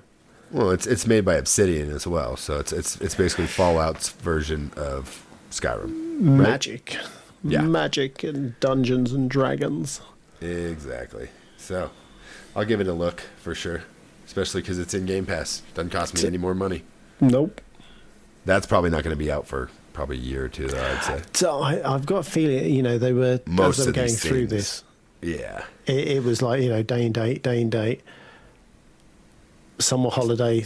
Some I don't think I can't recall whether they were saying when they would be dropping. So right. Yeah, the hype train. We'll see. Up next, they showed something from your home area, Bear. It's a London-based London-based studio making a game called As Dusk Falls. So it's actually about a road trip in the U.S. That was my mistake. I misread there. So this one looked a little bit spooky too, right? Yes, I'm trying to remember this one. Some of them were some of the trailers. Yeah, they all kind of meshed together. Well, yeah, I was going to be really harsh and go, some were really unforgettable. I think this is the one that I looked at. Oh, yeah. This is the one where they're forced to rob a store or something, where the girl's, when she's a little girl, and then they catch up with her story like 20 years later. Yes, yeah, this looked interesting. This looked like an interesting story. This looks like a movie or a Netflix show or something. Yeah, and it's got like a different animation style where it's like cartoon, but it's like where you can do it on your computer where you just like hit the button and it converts your real life picture to a shaded drawing or something. Yeah. So what's that? Is it Shooter 7 or 11? There was when cell shaded games were a thing way back when. I think there was a game called Shooter or Gunner or something 7. Okay. And it's that type of style, like almost like comic book, but like made to action. Yeah, I was going to say that kind of comic book, but it's not. It's definitely, you've got it right, where you could take your real life picture and then it will automatically animate into an animated picture. Yeah, as such. it's like when you take those photos on your phone and like everything's still, but something in the background is moving still, or one of those type of things. It's pretty cool animation style, in my opinion. Yeah, the story looked pretty good. I think I was drawn in with the robbing of a bank because, let's be honest, who doesn't want to rob a bank? And then we got some information on Senua's Saga Hellblade 2, which scared the crap out of me. I think I must have missed this. I must have been making the kids dinner. It was the Dreadnought Diaries 2. I think it was just a little update. Okay. Yeah, definitely missed this. Yeah, it was about 3 minutes, 15 seconds long. They just talked about some insights and stuff about working on Hellblade. So. Yeah, I mean, this game I'm super excited about it. Obviously, I presume you're not going to touch playing any of Senua's journey. Not after I watch Risky's my first hour. No, sir. It really does mess with your head. And I can't wait to play number 2. That's it. I can't wait. And it looked good. Go back to, when did we see it last? Good few months ago. The game looked really good. So... or the trailer, I should say, because we didn't see any gameplay. It's definitely a beautiful game, but there's beautiful games that aren't going to scare the crap out of my pants, so we'll wait for those, Bear. Yeah, well, I'll stream it. You can jump in, Moose. Let me know how you like that. Up next, did we know that Jack Black was involved with Psychonauts? I feel like I did, but I was super stoked about it again. Yeah, I'm sure we saw something, unless it was the frog game that he was the other Battletoads. Yeah, it could have been it. I know he did the break for Tony Hawk's stuff too, so he's been in gaming. He has his own gaming channel on YouTube, so yeah, I stopped watching that a long time ago because he never played any games. Yeah, the first 3 weeks it was like, no gaming today. Yeah, he's like skateboarding on his half pipe in his backyard. Yeah. Jesus. Just screwing around with his kids. But this game looks absolutely proper mental. It's proper far out. It's like acid trips and all sorts of fun psychedelics. Yeah. I mean, they must have been high when they wrote this. Oh, yeah. It's a journey through the mind, and they explore all corners. Yeah. Looking forward to it. Oh, yeah. Up next, this was a pretty big announcement, in my opinion. Destiny 2 Beyond Light. So everything up to the current update, I believe, is coming to Game Pass and will be available. So that's including all the DLCs and everything that's current. So this is a games of service, and now everybody that has an Xbox can be on the same page. Yeah, it was a strange one because obviously they mentioned Destiny 2 and you're like, okay, and then they mention about the DLC, everything else rolling. So for someone like me who fell off Destiny 2 really early on, I think I bought Destiny 2 because I was waiting for a week later something else was coming out. Probably Call of Duty or something like that. Something rubbish, or it was FIFA or something stupid. And I got this just to tide me over. So I fell off it. So I've not got the DLC. I've not got anything. This could potentially, I don't want to say pull me back in because I was never in, but I might try it out. State your class, Bear. What are you rocking? Sorry, say that again? I said state your class. Who are you? Oh, what was I? I think I was a warlock. I want to say warlock. Oh, you would. I can't. It was too long ago. So, like the only correct answer is Hunter Bear. Oh, really? Yeah, just saying. From a hunter elitist. Listen, when you can send out the hunters to go hunt, you can just sit there and be cool, like me. Play with your magic orbs in your hands. I'll go do the real work while you're jingling your balls over there, Bear. Exactly. Just rotating them just right. Up next, Stalker 2. No thanks. You want to talk about this one at all? I'm trying to stop coughing. Stalker 2 looked... So I haven't played Stalker 1. Me either. I didn't quite get the reason why Stalker had a period in between each letter, but we'll forget about that. looked Scary. good. It looked scary. I want to say it looked a little bit like. I thought it was Deus Ex. Okay. One of those games, you know what I mean? Or Vigor. Well, see, Vigor was on my mind. I was going to say it looked like a clearer, crisp version of Vigor. Sure. But yeah, I'm intrigued. I haven't gone back to look at any kind of gameplay from Vigor from Stalker From the first 1. Stalker game. Yeah, I've never even heard of Stalker. Maybe they just wanted to pull a prank on everybody and just name their first game 2. That would be amazing. Could you imagine? Everyone's Where's one? YouTubing. What do you mean, where's one? What? There's no such thing. But it looks good. As I said, with some of these games in the conferences, it was very much like, okay, yeah, that looks cool. It looks a lot like Stranger Things or something. Weird stuff going on. See, I'm okay with Strange Things. That would really, if it was exactly like Stranger Things, having strange things in it, I'm in there. I don't mind. Yeah, I am completely out on this game unless I make a new segment where Moose plays scary games. Ugh. Moose clears his pants. Maybe if we reach a sub or Patreon tier of some sort, I'll start making scary game videos. Oh wow! Well, you could do special ones. Special ones? That sounds wrong. I'll think it. Don't worry. I'll get some sleep and think about it. Yeah, let's workshop that one, Bear. Yeah. Up next, Warhammer 40,000 Dark Tide.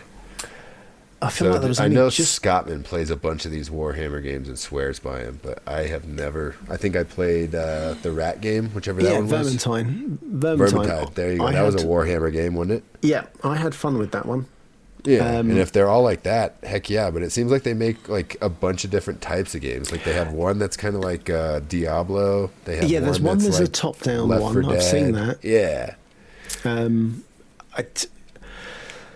If it's fun, I mean, it's in Game Pass. If it's fun, I'll try it if it drops at the right time. And I think when Vermintide dropped, it dropped at just the right time. There was not really many games. And it was right when Game Pass was new, wasn't it? Yeah, and I think it was one of the newer titles. Yeah, and it was like day and date to Game Pass. It was like one of the first titles to do that. Yeah, and I don't think there was anything kind of release window that kind of grabbed anyone. And I'm a member of quite a few Discord communities, and it seemed like everybody jumped on and played Vermintide just because it was like, oh, let's try this out, and everyone loved it. I don't think there was a bad word said about it. Right.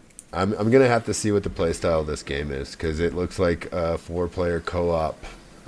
Shoot all the zombies or hive or whatever the hell they Left are. 4 Dead. Give me Left 4 Dead. Exactly. Up next, you a Tetris fan, Bear? It's been a while. I dabbled a little bit in Tetris 99, but it's not for me on a controller, that's for sure.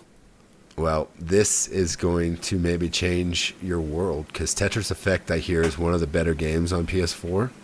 Okay. And it's coming to Xbox Game Pass, and it's going to be connected. That's the one thing that I've heard that was missing from that game is a co-op experience, and that's exactly what they're bringing to us. So I believe you get the whole Tetris Effect game, plus you get all the multiplayer experience. Wow. They are pushing games down our throat. This is There's something for everybody. Definitely. That's what they're trying to do. They're trying to, just scratch an itch in every little genre or demographic, and I think they're doing a great job. Do we really need to talk about the medium? We can just talk about how you were playing not two levels reality. Is the wrong. Yeah, you play alternate reality of like a scary place, kind of like the Upside Down in Stranger Things. Yes. And you play it on the other side as well. So and it looks scary as crap. I'm not even going to push play on the trailer again. No, it looked good. So I think this is the team that did Blair Witch. So. Oh yeah. Okay. So okay, I don't want to say graphically it's not clean and crisp. But it's not supposed to be. They want it to be dirty and dingy and mess up and skip and. So the idea behind it is you've got both realities up on your screen, and as you play and investigate normal reality, it plays through, and I believe the alternate reality just stays still, and then you can kind of phase in, and then as the screen is split, I think the screen kind of moves in left, moves in right, just to give you a bigger field of view, so you can continue on the journey, and you have to fix a puzzle in one area, you know, the upside down, so it will open up a level or a door in normal reality. It looks really, really clever what they've done. Whether it works in practice, we'll have to wait and see. You'll have to wait and see. I'll have to wait and see. Well, us, the listeners, we're in this together. You guys might be. Moose is out. Yeah, Moose gone.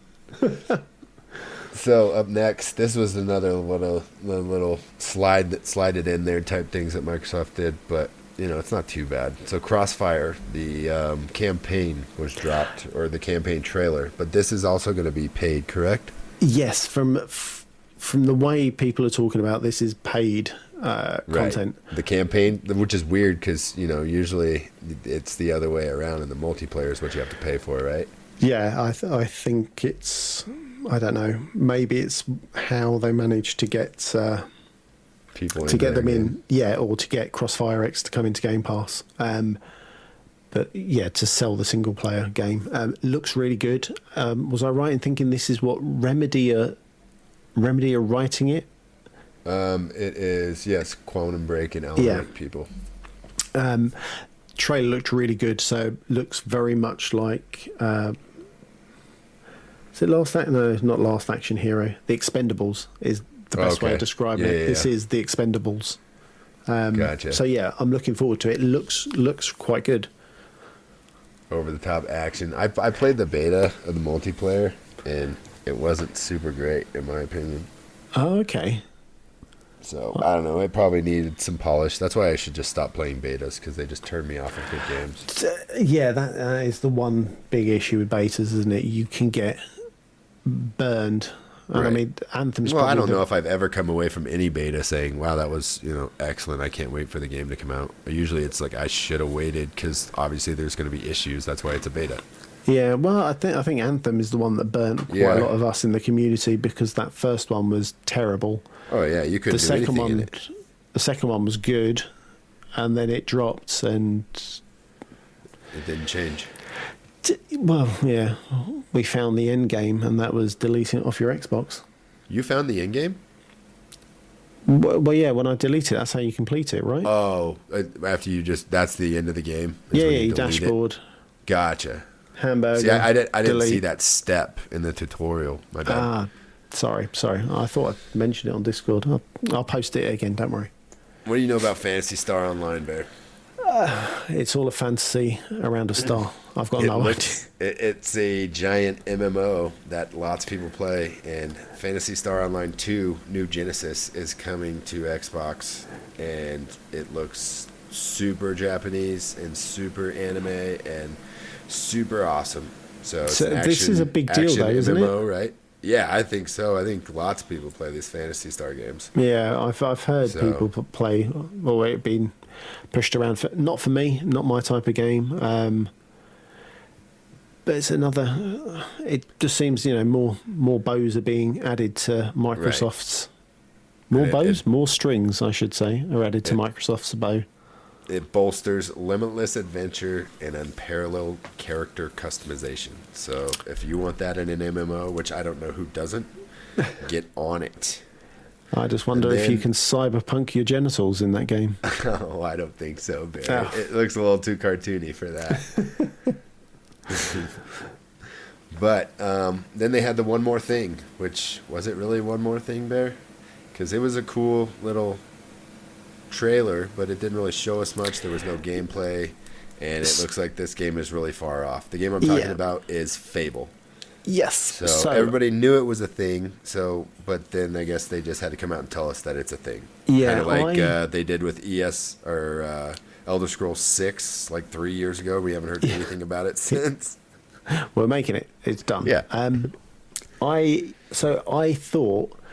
think I mentioned this to a few people when I was like, right, if they drop Halo first, there's Fable. Fable's going to bring up the rear. Fable's coming, because that's the... Everybody knew it was there, right? Yeah, I think that was the only biggest thing you could end the show on, because even if Microsoft had a new single-player game, it's not going to top Halo. The only thing people want is Fable, so give them what the fans want. It seems like it captured Lionhead Studios' original Fables. You know, it had Stephen Fry voicing the cute little whimsical fairy got eaten by was it a flower or a toad? Right. Yeah, it was a fairy, right? And yeah. then that giant bullfrog or toad just basically snatched it out of the air, and all you saw was wings hanging out of the side of his mouth. It's like, not every fairy tale ends in a happy ending or something like that. Yeah, you know, it's atypical of Fable's humour, or British humour. But if that's the way that game looks, it's going to be beautiful. If they keep on that whimsical fairy tale type, the way they did that trailer, it's going to be absolutely stunning. It can be like play your own Shrek. You know what I mean? Oh, so I mean, I can't wait. I can't wait to listen to Stephen Fry kind of narrate half your game, and then go kick chickens for days. Can't wait. So that kind of tied a bow on the Xbox showcase, and then, you know, the internet was set on fire about what they didn't do for the next 2 or 3 days. Yeah, so I wish personally, I enjoyed it. I thought it was good. I wanted, though, which I think I felt a little bit let down. I know that's a bit of a contradiction. I wanted some single player, big, I suppose, new franchises, but sure, you know, I wanted a Ghost of Tsushima. I wanted a Spider-Man. Not that we've got Spider-Man. You're going to have to buy yourself a PlayStation to play those games, dude. I'm telling you, they're not coming to the Xbox. That's not what Phil's doing, dude. He is quantity, not quality. Yeah. Not saying that there's no quality games on the Xbox or Game Pass, but they are throwing their money at buy more IPs, buy more, you know, they're not going to be spending hundreds of millions of dollars. Well, I guess they did on Halo, but it's going to be few and far between. Yeah. And I don't want to say they missed the mark, but they just don't come to that high of a bar that the Sony first person games do. Yeah. You know, or single player, not first person. Yeah. No, I see. Like I said, I would have liked to have seen that. We're not going to see it. That's fine. But maybe, you know, like Fable caught everybody off guard, right? When the first one came out. I never played it, but I think that's one that everybody loves and adores. That's a Xbox IP. Yeah. I'm surprised that I thought they bought Lionhead Studios, or Lionhead Studios went belly up after what's his name left. But anyway, regardless, looking forward to Fable. I thought it was an okay show, good show. Yeah. I thought so too. I thought, you know, we're in good hands, and like Aaron said, they still got more bullets in the chamber, so that's not it. That's exciting me. Like I said, I felt there was always more. They were going to there's something more coming, so we'll see. Hopefully, it won't be a letdown. No, I think sometime in September is when we're going to get the next show. It's going to show some big hitters. It's going to show us price. It's going to show us release date, all that fun stuff. Yes. Get your pre-order ready, Bear. Get that money out of the vault. It's there. Amazon. I'm clicking on the button on Amazon now. I wish, right? Yeah, definitely. At least I'll have a price. All right, so that long over-orated thing was the Xbox show. So if you didn't see it, it's about what, including the pre-show, 2.5 hours long or so? Yeah, I mean, you can skip. The pre-show was kind of drab. You can just go to a recap website and literally just watch the trailers. It'll save you time. Yeah. Songs of Iron was the one I saw that I liked. Okay. Yeah. That was the Viking one. That was like a 2D. 2D. Reminded me of that one did Golden look Axe. awesome. Yes, sir. But yeah. So I'm looking forward to that. Up next, the clowns got their way, Bear. No. Yes, sir. We got news from Rockstar. So, starting today, actually, Tuesday, July 28th, the Frontier Pursuit is going to be released. So this is the start of the new update this is going to be a new role, I believe. It's going to be the naturalist. So you're going to be collecting herbs. Yeah, herbs and spices, Bear. Yeah, sounds good. So there's going to be, it looks like a massive update for not just Red Dead, but also GTA Online. So this update will start out for Red Dead today, July 28th. I can't wait to jump in and see what's going on there. Yeah. And then later in September, I believe, is when they're going to have the biggest GTA Online update ever. So what's happening with GTA then? They are taking it next gen. Didn't you see that in PlayStation? Oh, yes, yeah. So GTA Online is just going to carry over, and the creative guy from Rockstar quit, so they don't have any stories left. So they're just going to go with the online stuff now. Well, why not? I mean, you can make that game perpetual and, go on forever. With weird and wacky events. Money. It literally prints money. Yeah, they make billions off of shark cards, Bear. Shark cards and game bundles. Yeah. Well, if you can get shark cards cheaper by buying the game for the 5th time, why wouldn't you? Well, you're stupid not to. It's a very clever marketing ploy. Absolutely. And that's why they're in the top 5 of NDP or whatever the video game sales every month. Oh, yeah. They are literally top 5, and they have been since the game came out, I think. Crazy, isn't it? Absolutely crazy. And then that game came out, 2012? Is that right? 8 years ago? Stupid. Well, yeah, it was the 360, wasn't it? Right. Yeah, it was right at the last console generation jump. Yeah. Where they bent us over and we paid for it again. Anyway, but moving swiftly on. I'm stoked. I can take my clown mask off now, put on my cool clothes, and get to urban. Get the herbs.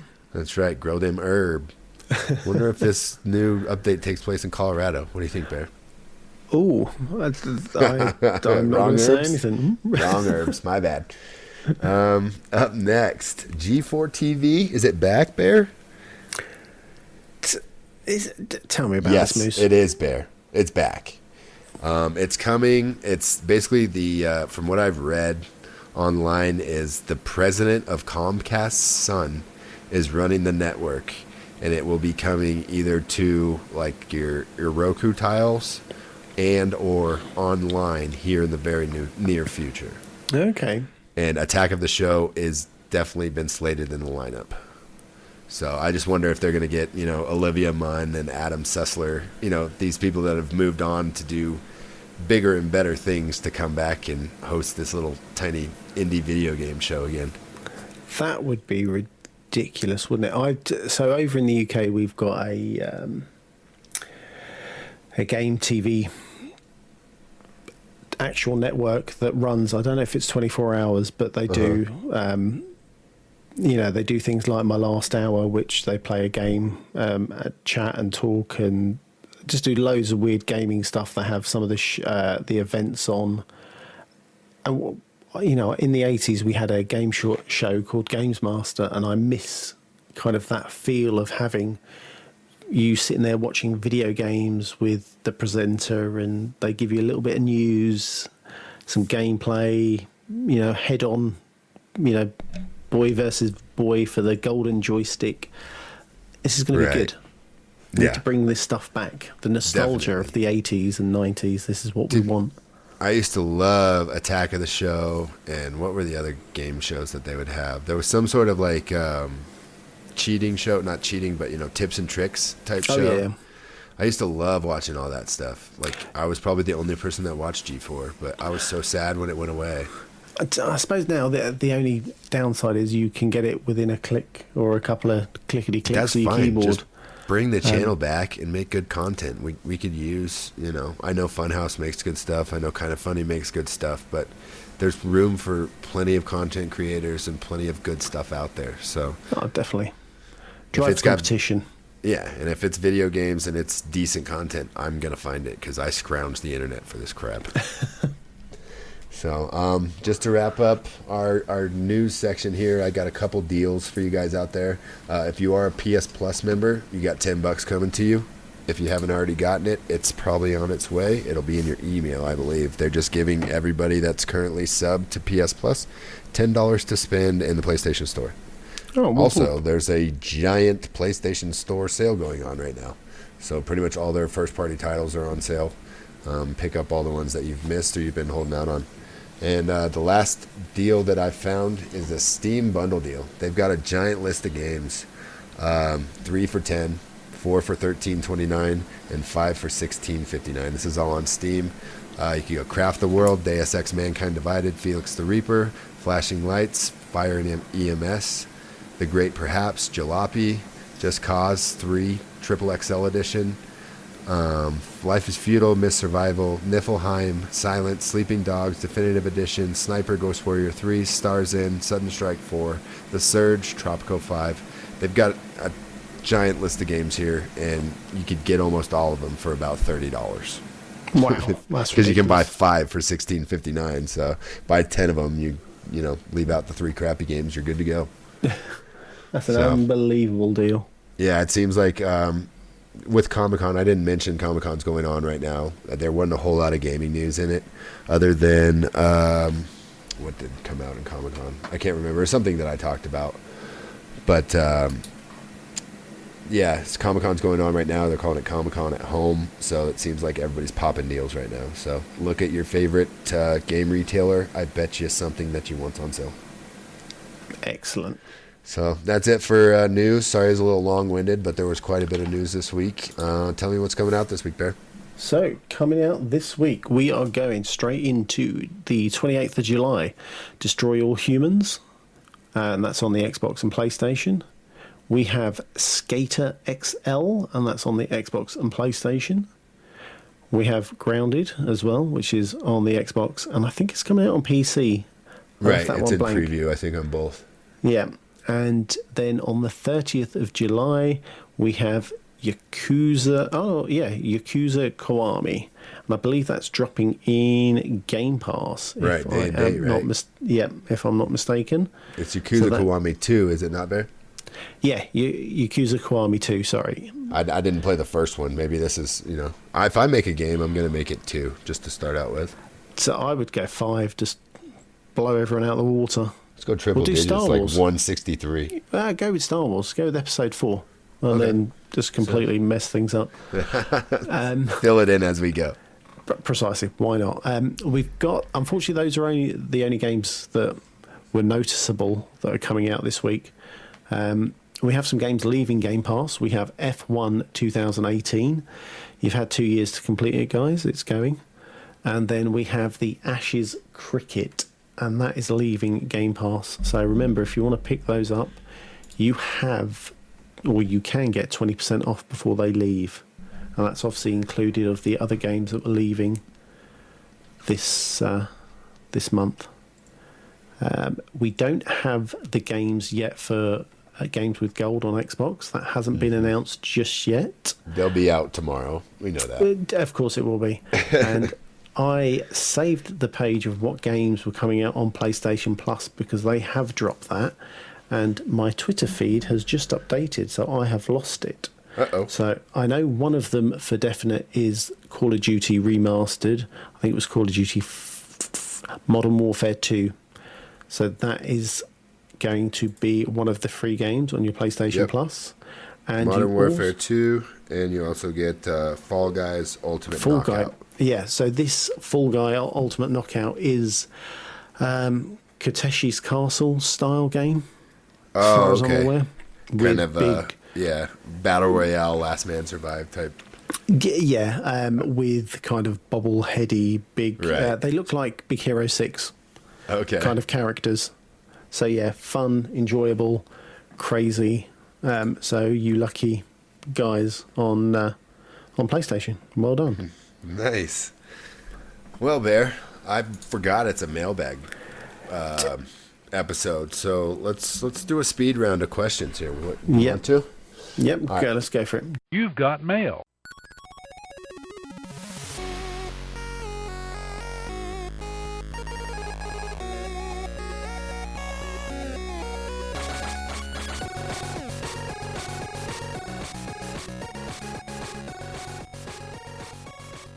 Do you want to do alternate? You answer one, I answer one? Sure, we can just give our short answer on each. Yeah, go. So this first series of questions comes from Dean. The first one says, do you think COVID will delay the release of next-gen consoles, either one or both? And how do you think COVID will impact the success of the next generation of consoles? Go ahead, Bear. I think it won't. I think there'll be issues in terms of the quantity of stock. Right. But I think it's pretty much kind of done. I think they're packed and ready to ship out to stores. I do think quantity will be the issue. Sure. I think that's my biggest thing. But I don't know, this is probably going to sound wrong. You know what it's... I'm sure if they have to push to get these guys to make more, quicker, longer, it will happen. You know, so... Yeah, I think it'll be fine. I think it may delay the supply chain a little bit, but I think that most of these things have been in place, and you know they've got them ready to roll. So they had their allotment that they were ready to go, initial shipment, and you know that it may delay it from where they wanted it to be. But as far as you know what we know, it's not delayed, and I think that the COVID will actually help the next generation because people are going to be stuck at home for the next year or so. You know what I mean? Yeah.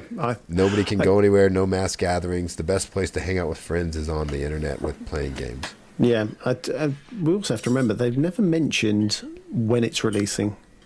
You know, they've always said holiday, so we can assume on backdata that it's always going to be in and around November, right? October, November. But yeah. I think we're going to see it a little bit later than we thought. Yes, sir. So, up next, Dean asked us, do you think the rumors about Microsoft dropping Xbox Live Gold subscriptions are substantiated? Well, I think we already found that out. They're getting rid of it, right? Yeah. And do you think that's going to make internet access free? I don't. I think you're going to have a Game Pass sub to play online. What do you think there? If they step away from not having the... Or maybe Xbox it's a Live $5 xCloud plus online type deal. You know what I mean? Yeah, I think in terms of all the SKUs they have, you know, Game Pass Ultimate, 1 month, 6 month, you know, right. Certain things are getting chopped. I think they're going to make it more refined. They're pushing Ultimate and Game Pass. They want you to have Game Pass.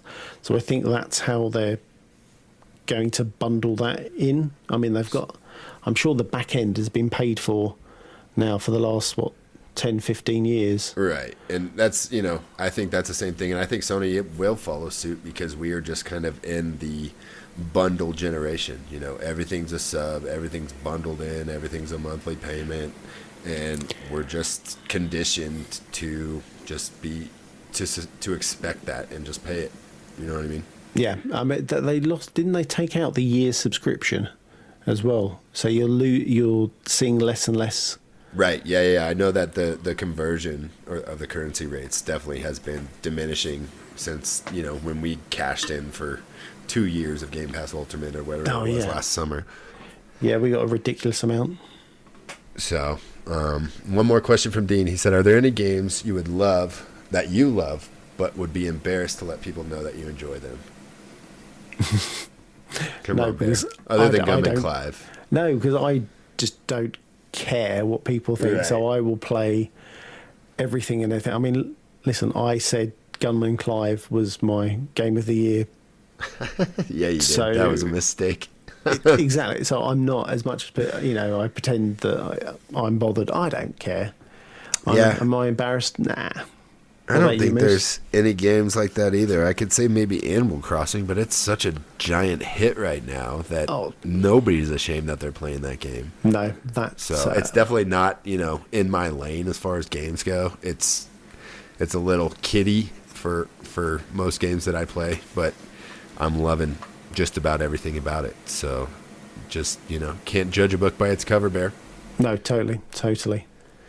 All right, next one comes from Scottman. He says, the fact that Sony have just thrown $250 million at Epic, the owners and creators of Unreal 5, and that they did the tech demo of Unreal 5 on the PlayStation 5, should we be concerned about even more exclusivity on consoles?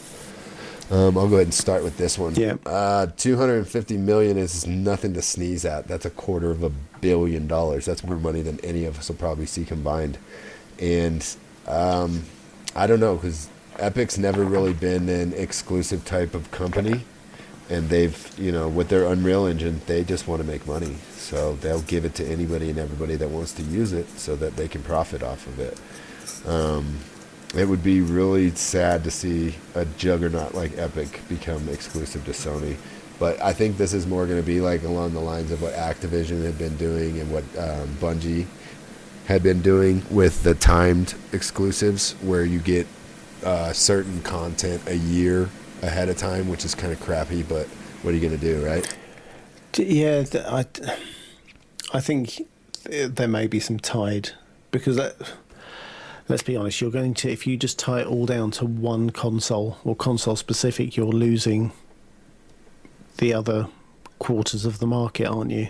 Right. So and I don't think $250 million is even a scratch of the surface of what Epic could make if they were on multiple platforms. Yeah, well, it's shown. They made, what, like $1 billion a month or something? Oh, they made some stupid money. Yeah, I mean, Fortnite will carry that company till the cows come home. Right. I think we'll see some exclusivities. I think there might be. It's like exclusive skins on PlayStation for Fortnite. Well, who cares? Well, no, but I think we might also see possibly Sony being able to unlock more power of the Unreal 5 engine. So sure.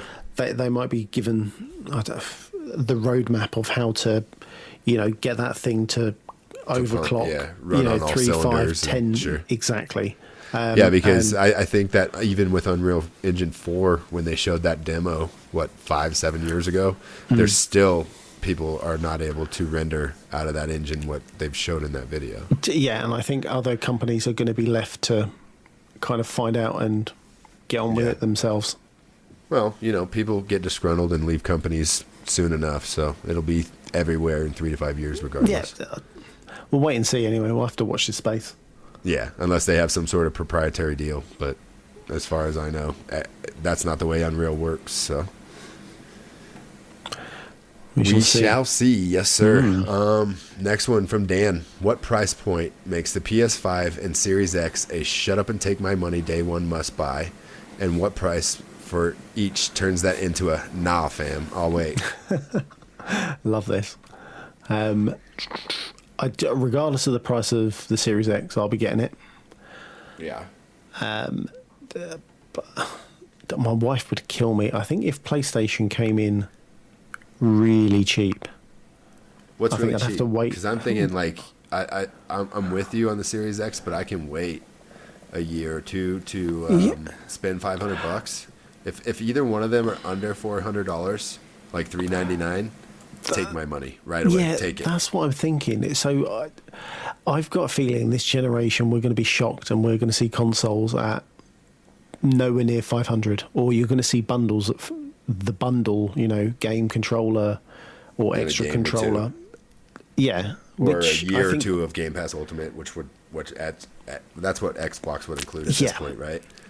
So I think we might see that type of price. I think the console. I think if they were both 400, it will be a happy Christmas if that's the case. It would be stupid not to pick them up. Yeah, no doubt. But I would be stupid. I wouldn't fork out. I'd literally get hung, drawn, and quartered. And if either one of them is a dime over $5.99, probably over $4.99, nah, fam, I'll wait.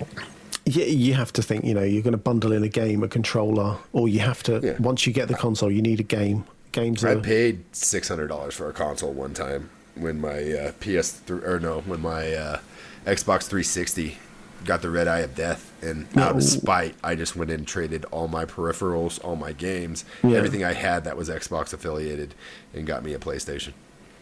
Wow! And it was $600, but for some reason, when I traded all my stuff in, I went in on the right day, and I got 40% extra credit back or something. So I ended up making out like a bandit. The guy's like, "This is the best day for you to come into GameStop ever."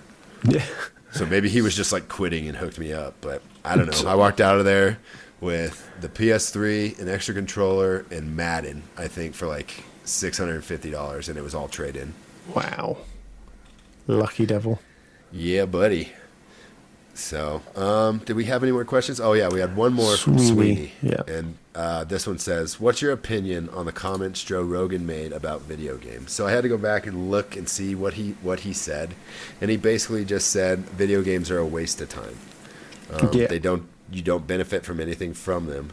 But a little more backstory, Joe Rogan used to be addicted to Quake Unreal Tournament, or Quake Online, one of those. And he would literally waste 8 hours, 10 hours, 12 hours a day playing computer PC games. He was addicted to it. Yeah, I think there was a little... So the clip I saw, he mentioned how video games are a waste of time. Right. But he also put a comparison to it, saying that if he went to go learn, I think it was Taekwondo or something, and put the hours in, if he did that for 3 years... he could then potentially open up a jiu-jitsu store shop. He could have then a green belt. There was these tangible... Right, that you could actually learn life skills from video life games. Skills, things you could feel, touch, potentially make a business out of, make money out of, whereas potentially video games, you're sitting playing... there isn't anything tangible to touch and hold, kind of. Right, but you're stimulating your brain. You're working on hand-eye coordination. You're working on problem solving. Like, there's so many things that video games give you that give you a foot ahead in life just from growing up playing games. And I think he's a little bit off the mark here, and he's got a little bit of a bad taste in his mouth from video games just because he became so severely addicted to, online Quake tournament. Yeah. So, and that was back in the early 2000s when video game wasn't that big, and now it's, the biggest entertainment industry in the world. And I just think he's a little bit misinformed at this point. I think you've hit it there where you've said it, entertainment. It's entertainment. Okay, yes, right. There's nothing... you're not going to college through video games to learn life skills. Video games are made to, it's an antidepressant. It's something to make you feel good. It's something to bring you together with people in a community, bring you together with people across the world, like you, Bear. So I can see where he was coming from and pointing to. However, I slightly disagree. I have made friends, as you've mentioned, friends from across the pond that you would never make friends with. I talk to the people I play games with more regularly than I talk with my human friends. Oh, no doubt, especially right now, right? Yeah, exactly. So I think that his opinion comes from not knowing exactly where the state of video games is right now, as well as being jaded from his experience in video games. Yeah. And I think, as I said, everyone has an opinion. Everyone has an experience, good and bad. So, and I like Joe Rogan. I think he's a very smart man, and I think he's passionate about everything he does, and he wants to be the most knowledgeable and the best at everything he does, and he's just missing the mark here. So it's I'm not mad at him for it. I don't care what he thinks about video games one way or another. So if I'm gonna play them, I'm gonna have fun. I'm gonna make myself feel better, and it's my escape for a short amount of time, whether it be 15 minutes or 5 hours. When's the last time I played games for 5 hours? Oh God, I'd like to 5 hours sleep. So I don't know. I think that games are in a good spot. We're in a good spot with games, and we need to end this show, Bear. Yes, we do. Thank you all for your questions. Yeah, we appreciate that. We couldn't do our question segment without that. So thank you for everybody that contributed. Good thought-provoking questions this week. I actually had to look at them and think about them before we did this. So appreciate that. Always bring up good conversation. Let's plug up the show, Bear. Let's get it. Go to streamerlinks.com/CAG podcast if you want to keep up with all of us on a daily basis. Come join us on the Discord. Rate us on Apple Podcasts. Please give us that 5-star. Say whatever you want. We just want the 5-star. We have got a couple of reviews in. However, I haven't prepared them, so we'll do that next week. Yeah, we'll make sure to give you guys a shout out next week. If you'd like to support the show and become a CAG VIP, there are two ways. Patreon.com/CAG Podcast. Shout out to our top tier contributor, as always, Chaotic. Thanks, man. Couldn't do it without you. Thank you, And buddy. also, you can sub on twitch.tv/Cross Atlantic Gaming. If you have a Twitch Prime sub, you can do that for free at no cost to you, and it gives us a little chunk of change to help make the show better. And just remember that if you sub monthly, you've got to go back in and do it because it won't auto resub for you. Yeah. So if you want to be in on our drawing, which is going to take place, is it next week or the following week? 2 weeks. So you got 2 weeks. 2 to weeks get your from sub in. now. Yep, get your sub in. I'll remind you next week as well.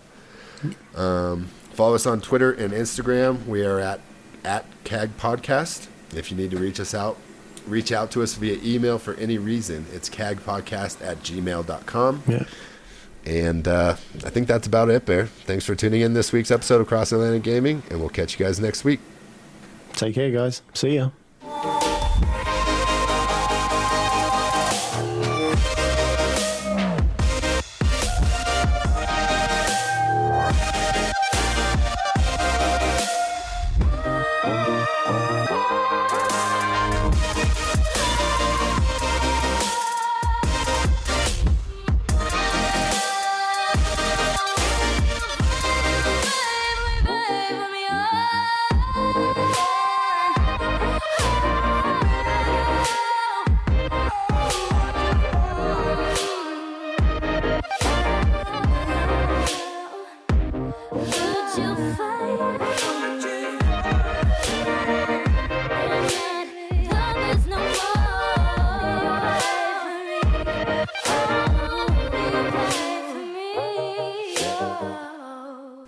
Fight for me.